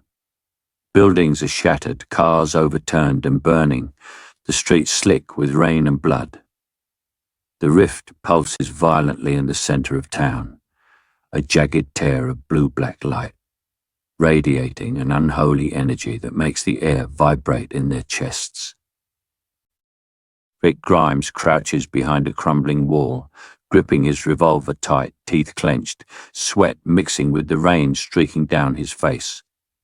Around him, Daryl fires bolt after bolt into a hybrid walker, one whose elongated limbs and distorted, glimmering skin betray the Upside Down's influence. The creature screeches, a sound part animal, part machine, before toppling into the puddles of filth. 11 floats slightly above the asphalt, hovering just within the rift's pull, her eyes white with power. She doesn't speak. She doesn't need to. The pulse of energy ripples from her hands, shoving back waves of the undead, even as hybrids begin emerging from the edges of the tear, claws scraping the walls of Hawkins like a warning. Steve Harrington swings his bat, electrified from makeshift wiring, cutting down walkers that stumble into their line. "I thought school dances were stressful," he yells over the roar of chaos, eyes scanning for any threat that slips past their line. Lucas and Max hunker behind a burned school bus, tossing Molotov cocktails into clusters of hybrids, the fire reflecting in their terrified but determined faces. "Keep it back!" Lucas shouts, firing his rifle with steady hands despite the shaking around him. From the opposite side of the street, Maggie and Carol lead the Dead World survivors, coordinating cover fire and strategic movements. "Daryl, Rick! Push them back," Carol yells, voice sharp, cutting through the maelstrom. Her eyes catch a glimpse of a walker hybrid approaching 11, tendrils reaching out from the rift. She fires instinctively, but the creature's form shifts unnaturally, dodging and slashing. 11's forehead creases with strain, her arms trembling as she channels her power. Psychic waves ripple across the battlefield, throwing walkers and hybrids against walls, slamming cars into each other. Her nose begins to bleed, sweat streaks her temple, hair plastered against her damp face. She grits her teeth and steps closer to the rift, every fiber of her being pulling the creatures back into the void. Rick sees a horde pressing through a side street, dozens of walkers merging with upside-down hybrids. He fires methodically, shouting orders, his face a mask of exhaustion and resolve. "Maggie, cover their flank. Daryl, get that fire on the west side. Daryl fires another bolt, his arms steady despite the chaos. They just keep coming, he growls. Even he can feel the unnatural energy of the rift bending the laws of nature, making every enemy faster, deadlier. Nancy and Jonathan flank the battlefield, aiming sniper rifles from a toppled water tower, picking off hybrids before they reach the survivors below. Sparks of gunfire illuminate their faces, showing fear, determination, and a glimmer of disbelief at the nightmare unfolding around them. Then, without warning, the rift pulses violently, a shock wave of psychic energy that throws everyone off their feet. Rain lashes down like needles. 11 cries out, her voice carried across the chaos. I can't hold it much longer. Steve grits his teeth, swinging his bat at a hybrid that lunges toward 11, only to be thrown backward by a psychic blast emanating from her. Daryl dives, catching a falling soldier and rolling them behind cover. Rick fires into a cluster of walkers, feeling the energy from the rift pushing back against each bullet, twisting reality around the impact. 11's breathing becomes ragged. Each inhale sharp, her arms trembling violently. The hybrids scream, a chorus of agony and rage, and the walkers close in, drawn irresistibly to her. She locks eyes with Mike, who's screaming her name, tears streaming down his face, fingers outstretched toward her. The ground quakes beneath them, buildings crumble. A massive hybrid lumbers forward, tendrils writhing like serpents, eyes glowing with unnatural intelligence. 11 stumbles, gripping the air, then lifts herself higher, drawn into the rift. Her hair whips around her face, rain plastered to her skin. No! Mike cries, launching himself forward, but Lucas and Daryl grab him, holding him back. 11 stretches her hand out, straining against the pull of the rift. I have to go, she screams, voice cracking, or it won't stop. For a heart-stopping moment she hovers between worlds, the storm of rain, fire, and death swirling around her like a living nightmare. Then, with a final shattering pulse, she disappears, swallowed entirely by the rift. The energy collapses in on itself, sending a shockwave that knocks everyone to the ground. Silence crashes over the battlefield, broken only by the distant groans of walkers and the rattle of broken weapons.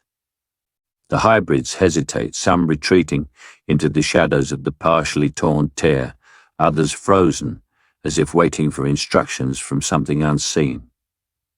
Mike collapses to his knees, face wet with rain and tears.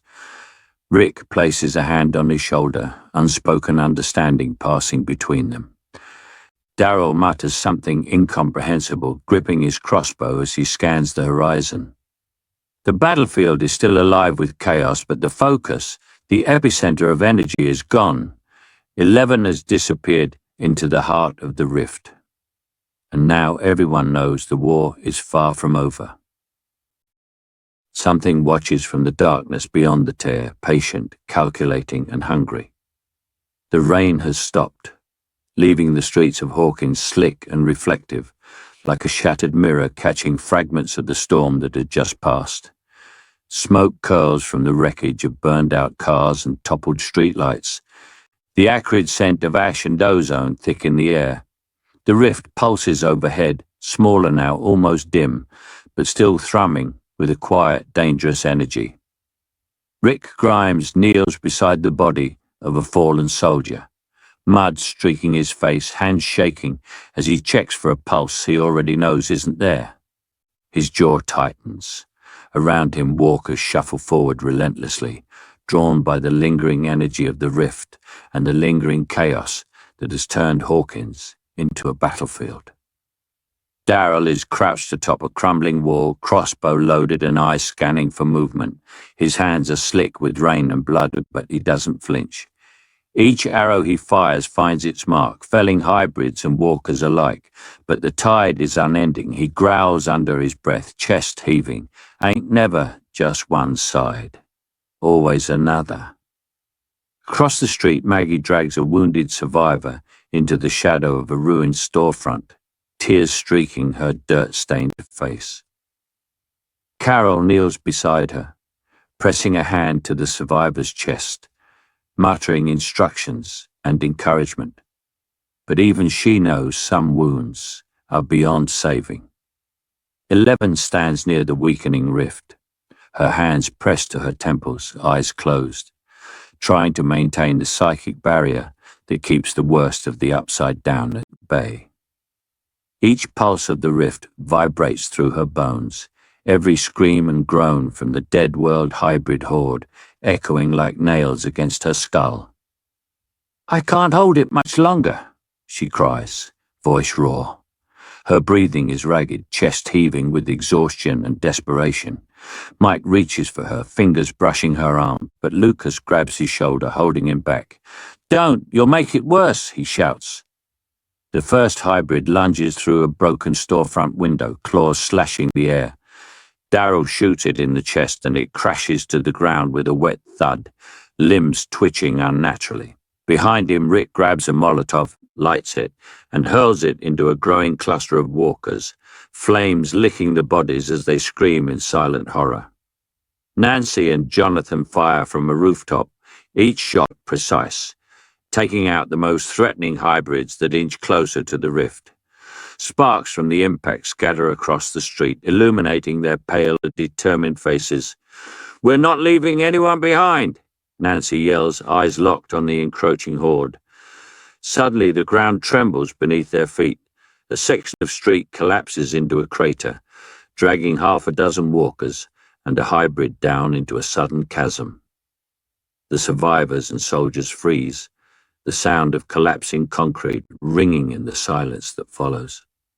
Maggie swallows hard, her lips pressed tight. "We can't stop them all. We can't." Her voice cracks, eyes scanning for the next wave. The realization is raw. Every victory comes at a cost, and there is no glory in this survival.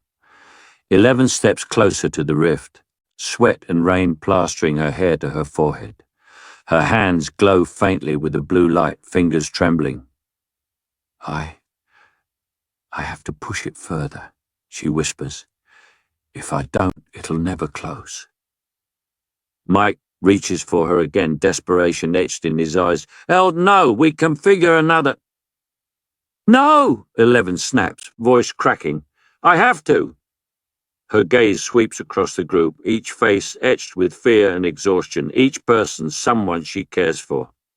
"I can't let them die because of me."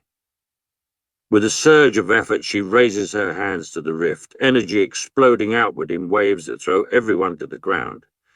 The hybrids screech, thrown back by the psychic force, but the walkers keep coming, shambling forward mindlessly, relentless. Rick looks up at her, eyes narrowing, jaw tight. "You don't have to do this alone," he says, but even he knows she already has. Daryl fires another bolt, taking down a hybrid that had gotten too close, and a groan escapes his lips.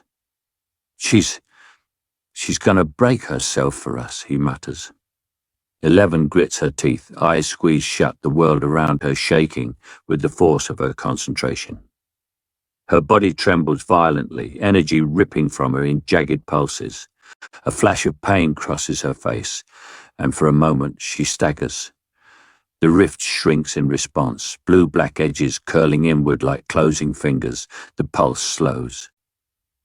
Hawkins is quiet, save for the distant groans of the dead, still marching forward from the edges of the town. Mike falls to his knees, tears streaking his rain-soaked face. "Help, please." 11 opens her eyes briefly, locking on him, a faint, exhausted smile breaking through her strain. "It's almost done," she whispers. Behind them, the survivors regroup, battered, bleeding, holding on to weapons that have saved them only just enough. Maggie presses a hand to her mouth, staring at the closing rift. We might make it," she says, voice shaking. But the sound of moaning grows louder, more relentless. Even as the rift narrows, the dead keep coming, shambling forward through rain-slicked streets and rubble, unstoppable and indifferent. 11 braces herself, hands glowing faintly, the last vestiges of her strength focused on holding the barrier closed. She knows what she's given, knows what she's risking. But there is no time to wonder. And Hawkins stands on the knife's edge between survival and annihilation, the cost of victory etched in every shattered street and fallen friend. The rift is closing, but the dead are still coming. Lightning cracks across the bruised sky above Hawkins, illuminating the town in jagged flashes of white-blue. The rift hovers over the center of the ruined streets, no longer a neat tear but a ragged gash in reality, throbbing and twisting as if alive. The air hums, vibrating against ribs and skulls, carrying the scent of ozone, wet asphalt, and something far fouler, something rotten and intelligent from the heart of the Upside Down. Rick Grimes crouches behind the shattered remains of the fire station, revolver loaded, eyes scanning the distorted horizon. Walkers, both natural and hybrid, stumble in the flickering light, some recoiling as the ground shudders beneath them. Daryl perches atop a toppled ambulance, crossbows straining with every shot, his jaw tight with focus. 11 floats inches above the pavement, glowing faintly in the chaotic light. Her brow is furrowed, veins in her temples standing out as she channels every ounce of strength she has left. Around her, the energy of the rift twists the air, loose papers whirl like leaves, puddles boil, and broken glass spins like a storm in miniature. She strains against a mental pull, her body trembling. "It's huge," 11 whispers, barely audible over the roar of reality fracturing. Her eyes dart to the center of the rift, where a massive, shadowed form begins to coalesce. A being both organic and alien, its limbs impossibly long, writhing with tendrils of darkness that snake into both worlds. Its face, or what approximates a face, glistens wetly, like black glass reflecting the storm, and a deep, resonant vibration echoes from it, felt more in the chest than heard. Rick exhales, his breath visible in the cold air. "We've faced a lot of crazy," he mutters, gun steady, "but that's something else." Daryl fires bolt after bolt into the thing, but the projectiles curve mid-air, pulled into the creature's tendrils before impact. The hybrids screech, sensing their master's distress, and scatter, charging into the surviving soldiers and kids with reckless abandon. Carol yells from the ruins of the high school roof, her voice taut with fear and authority. "Keep them back. Everyone, focus fire on the tendrils." She tosses another Molotov, watching it spiral into a horde of hybrids that explode into flames and shadow. 11 steps closer to the rift, hands outstretched, blood streaking her forehead. The creature pulses in response, tendrils lashing toward her. Every step she takes bends the world around her, distorting walls, twisting streetlights, forcing the survivors to brace against invisible waves of force. Steve swings his electrified bat at a hybrid staggering toward the kids, his grin absent, replaced with grim determination. "Not today, buddy," he mutters through clenched teeth. Lucas and Max fire coordinated shots from atop a crumbling overpass, taking down hybrids before they can reach the core. Dust and debris swirl around them like a tornado as 11 strains, her nose bleeding, lips trembling, eyes wide with both terror and resolve. "I can feel it," she cries. It's everything. The pain, the death, the fear." Her voice cracks, the psychic weight nearly crushing her. "If I don't stop it, it'll destroy both worlds."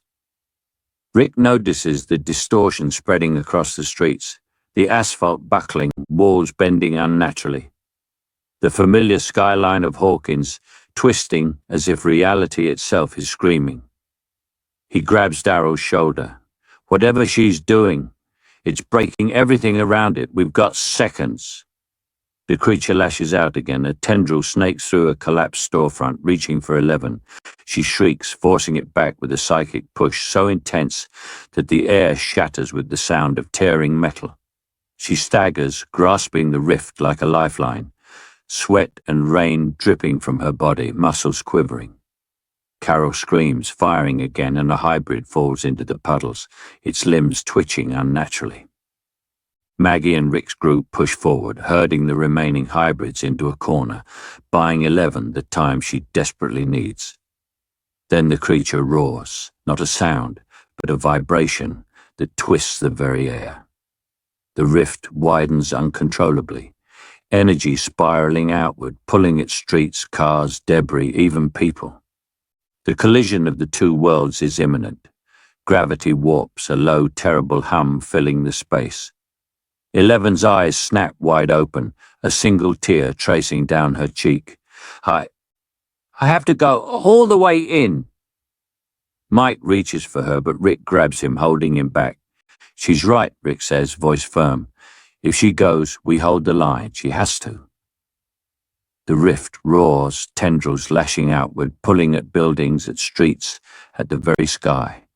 11 steps forward, her body lifted by the force, eyes locked on the black, writhing core of the creature. With one final screaming pulse of energy, she vanishes into the heart of the rift. The force of her disappearance sends a shockwave that throws everyone to the ground. Debris and water fly through the air. The hybrids and walkers are blasted backwards, some disintegrating into ash, others retreating in confusion. When the dust settles, the rift begins to shrink rapidly, clawing back toward the upside down. Streets start to return to their warped forms, buildings heaving but holding. But the cost is immediately clear. Mike collapses to his knees, calling her name, voice breaking. Daryl crouches low, crossbow trembling in his hands, eyes fixed on the shrinking wound. Rick scans the area, breathing hard, chest heaving. Someone didn't make it back, he mutters, voice grim. And somewhere in the twilight where the worlds pull apart, one figure remains behind, trapped, staring into the void, the fragile line between realities snapping tighter with every heartbeat. The last vestiges of the upside down scream into nothingness, but the war is far from over. A quiet, terrible truth settles over Hawkins. The end of the upside down is here, but someone has been left behind. The sky trembles. Something unseen waits. The first rays of morning cut through a smoky grey sky over Hawkins, but there is no warmth in the light, only a cold, brittle illumination that casts long, jagged shadows across a town still raw from the battle. Streets are littered with twisted metal, shattered glass, and puddles reflecting the wreckage above. Burned-out cars smoulder gently, their blackened shells hissing as steam rises. The smell of wet ash mixes with the metallic tang of blood, lingering in the damp air like a warning. Rick Grimes steps carefully over the debris, boots squelching in the mud, revolver in hand, though he knows there is little left to shoot. His eyes sweep across the streets, scanning for movement, scanning for threats. The walkers remain, scattered like broken remnants of the old world, slow, relentless, yet no longer mindless. Some stumble toward the remnants of Hawkins's government barricades, others hover near the edges of collapsed buildings, unnervingly still, as if waiting for orders they will never receive. Daryl crouches behind a ruined storefront, crossbow at the ready. His eyes narrow at a group of walkers shambling along a cracked sidewalk. Some are disfigured by exposure to the rift's energy, their skin glistening in unnatural patterns, tendrils faintly visible beneath. He mutters under his breath, voice a mixture of awe and disgust. Ain't never seen anything like this. World's changed, all right. Across the street, Maggie and Carol methodically clear a pathway for survivors, their faces hardened but wary. Every glance toward the horizon carries suspicion. Even the smallest noise could be a hybrid, a walker, or a human driven mad by what they've witnessed. Weapons click and cock in unison, a slow, cautious rhythm in a town that no longer belongs entirely to them. Mike Wheeler stands near the library, hands tucked in pockets, his gaze locked on the faintly glowing scars that still ripple across the asphalt where the rift once tore through reality. 11 sits nearby on a chunk of rubble, knees drawn to her chest, eyes empty yet haunted. The world she knew has been rewritten. Hawkins isn't Hawkins anymore. It's a threshold, a scar across two colliding realities. She picks up a stone and rolls it between her fingers, small movements betraying the weight of what she carried inside the rift. Do you think people will ever be safe again? Max's voice trembles, but she doesn't let her eyes leave the shattered town square. 11 shakes her head slowly. No, she whispers. They'll have to learn to survive differently. Steve Harrington trudges over, bat in hand, soaked through with rain and grime. I mean, we just fought a war with monsters from another dimension and your normal neighborhood. Normal? Yeah, that's gone. He forces a weak laugh, glancing at Nancy, who reloads her rifle with mechanical precision. Normal isn't coming back, Nancy says flatly, shoulders tense, eyes sharp as broken glass. All we can do is keep them alive, one day at a time. The group moves through the wreckage in cautious formation. Some buildings have partially collapsed, others still smouldering from fires set during the last stand. The rift above is gone, the tear sealed, but its echo lingers. Occasionally, faint tremors ripple the ground beneath them, subtle reminders that the world has been rewritten. Rick pauses at the center of the street, hand on his revolver, surveying what remains of the barricade. His jaw tightens. We rebuild, he says quietly, but we do it knowing the monsters never fully leave. And the ones that survived, they'll find a way back if we're not careful. Daryl crouches beside him, voice low. Ain't just the dead we gotta worry about. Folks are different now. People change when the world breaks like this. 11 glances towards the outskirts of the town, a low hum in her chest, as if she can still feel residual energy from the rift.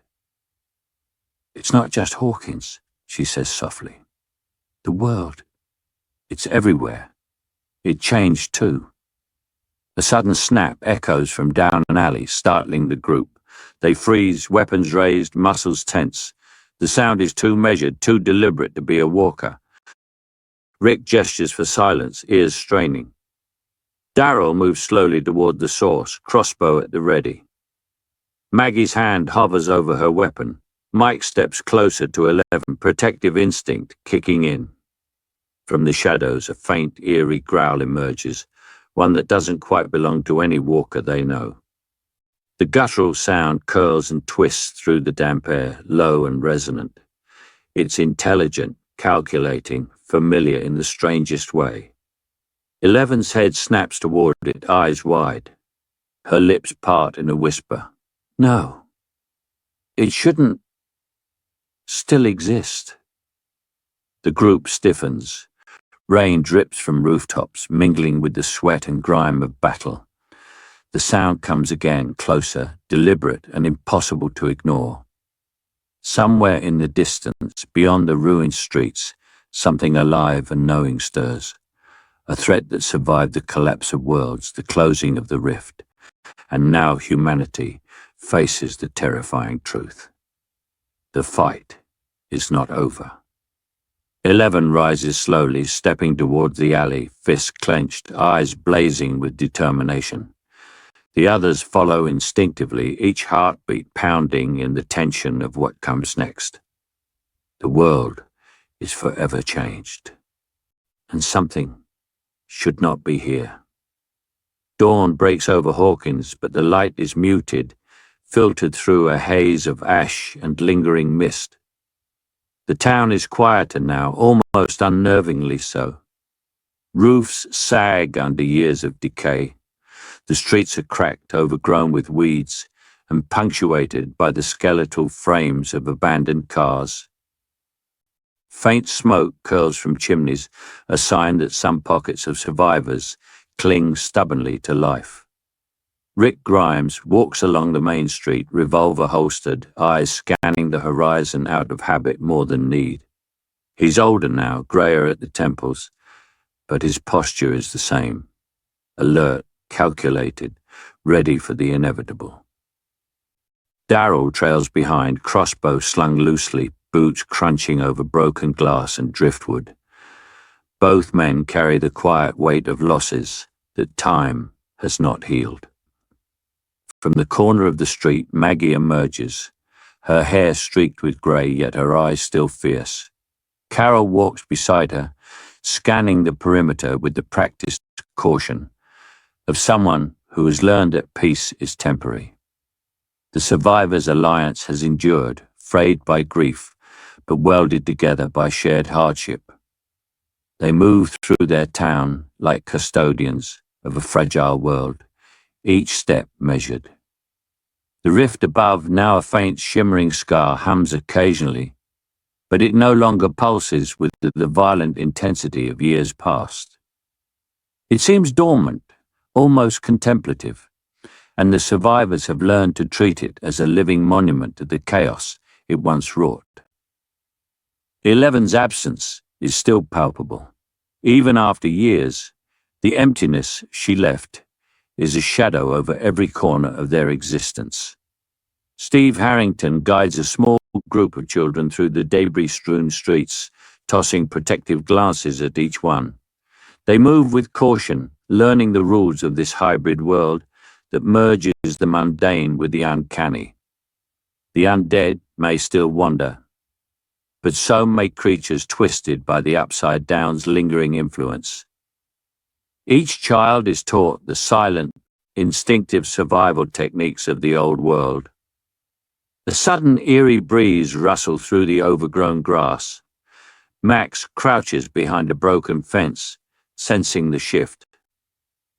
"Something's different," she whispers, voice tight. She isn't afraid, not yet, but her hand drifts toward her forehead, mimicking the gesture of someone she's only heard about in stories. Mike kneels beside a small child who is staring at the air with wide, unblinking eyes. The boy's hands tremble slightly, hovering over a puddle that shimmers unnaturally.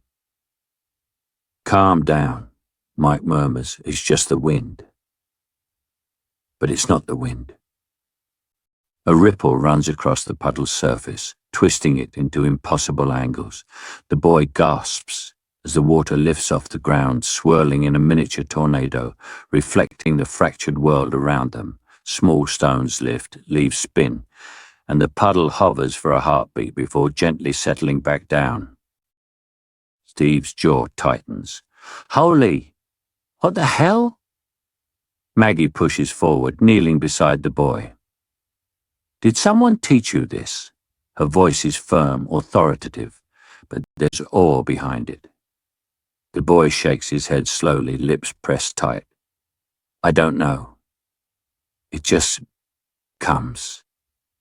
His eyes are wide, luminous with an unearthly glow, reflecting a potential no one has ever trained, no one has ever seen before. Daryl crouches nearby, crossbow forgotten, eyes scanning the skies instinctively. "We're not ready for this," he mutters, almost to himself. The weight of the rift, the hybrid world, and the battles they've survived presses down suddenly, suffocatingly. Carol steps forward, placing a hand on the boy's shoulder. "We've survived everything else," she says softly, voice carrying the authority of decades of leadership and loss. "We adapt. We learn. We survive." The boy nods, but his hands twitch again. A twig lifts from the ground and spins in midair. Dust swirls around him. The air seems to hum with latent energy, the kind that had once carved reality apart. 11's absence is felt anew, and yet a spark of hope flickers. Rick exhales slowly, eyes fixed on the boy. If this is what's next, we've got to guide it. Keep it safe, keep the world safe. Max glances at him, voice trembling with both fear and wonder. It's like she's still here somehow. The boy smiles faintly, as though unaware of the magnitude of what he is doing. He raises his hand, and a loose plank from a ruined fence floats toward him, spinning gently before landing softly at his feet. His gaze meets Mike's. I can do more, he says quietly. A chill runs through the group. They exchange silent, unspoken glances. The weight of survival, the years of sacrifice, and the lessons of loss all converge in this one moment. The camera pans upward slowly. The rift above shimmers faintly, almost in response. The remnants of Hawkins lie in quiet tension. The hybrid world's influence still lingering in subtle, imperceptible ways. And in the center of it all, a child, untaught, untrained, yet impossibly powerful, stands as the harbinger of a world that will never be the same. Somewhere in the distance, a whisper of movement echoes from the shadows. The boy's hands twitch again. The air hums with potential. The future begins here. The rain has stopped, leaving Hawkins drenched in a muted grey light, puddles reflecting fractured skies. Smoke still curls from ruins, a low hiss rising from overturned cars and half-collapsed buildings. The streets are eerily quiet now, save for the distant groan of a lone walker staggering through a side alley. The rift, once a roaring wound in reality, is gone, or at least sealed, leaving only a faint shimmer in the air where the worlds once collided. Vic Grimes walks slowly down Main Street, revolver slung loosely at his side. His boots splash in the rainwater, carrying him past shattered shop windows and scorched trees. His face is streaked with soot and rain, but his eyes are sharp, scanning the empty streets with the vigilance of a man who has seen too much to ever feel safe. Daryl trails behind him, crossbow at the ready. He pauses at the edge of a collapsed storefront, crouching to examine deep claw marks gouged into the concrete. His jaw tightens. Still feels wrong, he mutters. Even with that thing gone, this ain't normal. Across the street, Maggie and Carol kneel beside a makeshift campfire, tending to survivors who had fought beside them. Bandages are wet from the rain, eyes hollow from grief and sleepless nights. Carol looks up, scanning the horizon. We survived, she says quietly, almost to herself. But I don't know what we've got left. 11 sits on the curb nearby, knees pulled to her chest, hair damp and plastered to her forehead. Her eyes are distant, fixed on nothing, the echo of the rift still thrumming in her mind. Mike kneels beside her, his hand brushing her shoulder. You okay? He asks softly. She doesn't answer right away, just lets out a long breath, shivering. Something. It's still out there, 11 finally whispers. Her voice is low but steady, carrying a weight that silences the surrounding chatter. I felt it, even after the rift closed. Watching, waiting. Nancy and Jonathan adjust their rifles across the street, scanning the perimeter. Their expressions are tense, as if every shadow could conceal the horrors they have fought against. You think it's gone? Nancy asks. Jonathan shakes his head. Gone, maybe. But it's patient, smarter than anything we've faced. And it remembers. Steve Harrington leans back against a broken lamppost, exhaustion etched into his features. So, we're alive, he says, voice rough. But nothing's really fixed, right? Balance, Rick murmurs almost to himself. He steps closer to the center of the street where the rift once tore the sky. The air there is still heavy, vibrating faintly, charged with a memory of raw energy. We've got a fragile kind of balance now. Not peace, not victory. Just this. He gestures to the town, the ruins, the survivors. We live. That's all we can do. Daryl crouches beside a burned-out car, eyes narrowed. And watch, he mutters. I've been watching for years, Rick. Ain't gonna stop now. 11 rises slowly, brushing wet strands of hair from her face. She lifts her hands, sensing the air around her, testing for any tremor, any pulse. There is a faint ripple, almost imperceptible, but it is enough to make her lips part in a silent gasp. Mike grips her hand again, concern sharpening his features. Elle, what is it? She shakes her head, eyes distant. I don't know, but it's alive somewhere, waiting. From the outskirts of town, a low rumble echoes, subtle at first, like distant thunder rolling over hills. The survivors freeze, listening. Even the walkers that have staggered back into the shadows pause, their heads tilting unnaturally as if aware of the shift. Rick's hand tightens around his revolver. Everyone, stay sharp. Nothing's over. Carol nods, glancing at Maggie. We've won a battle, she says. But the war isn't done. 11 steps forward into the center of the street, eyes fixed on the horizon where the shimmer of the rift once lingered. Her fingers twitch, sensing the faint energy still hovering between worlds. She inhales sharply.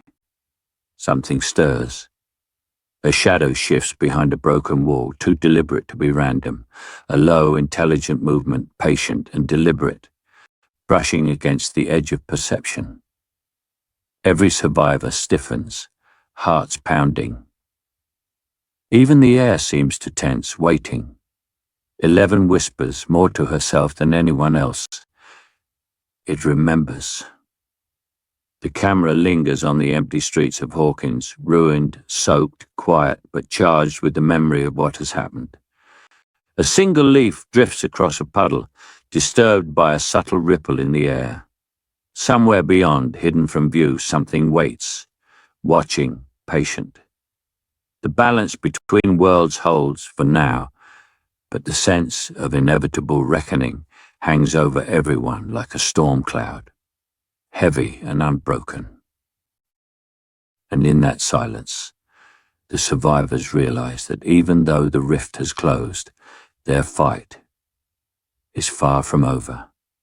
Somewhere, something stirs, patient, remembering and waiting.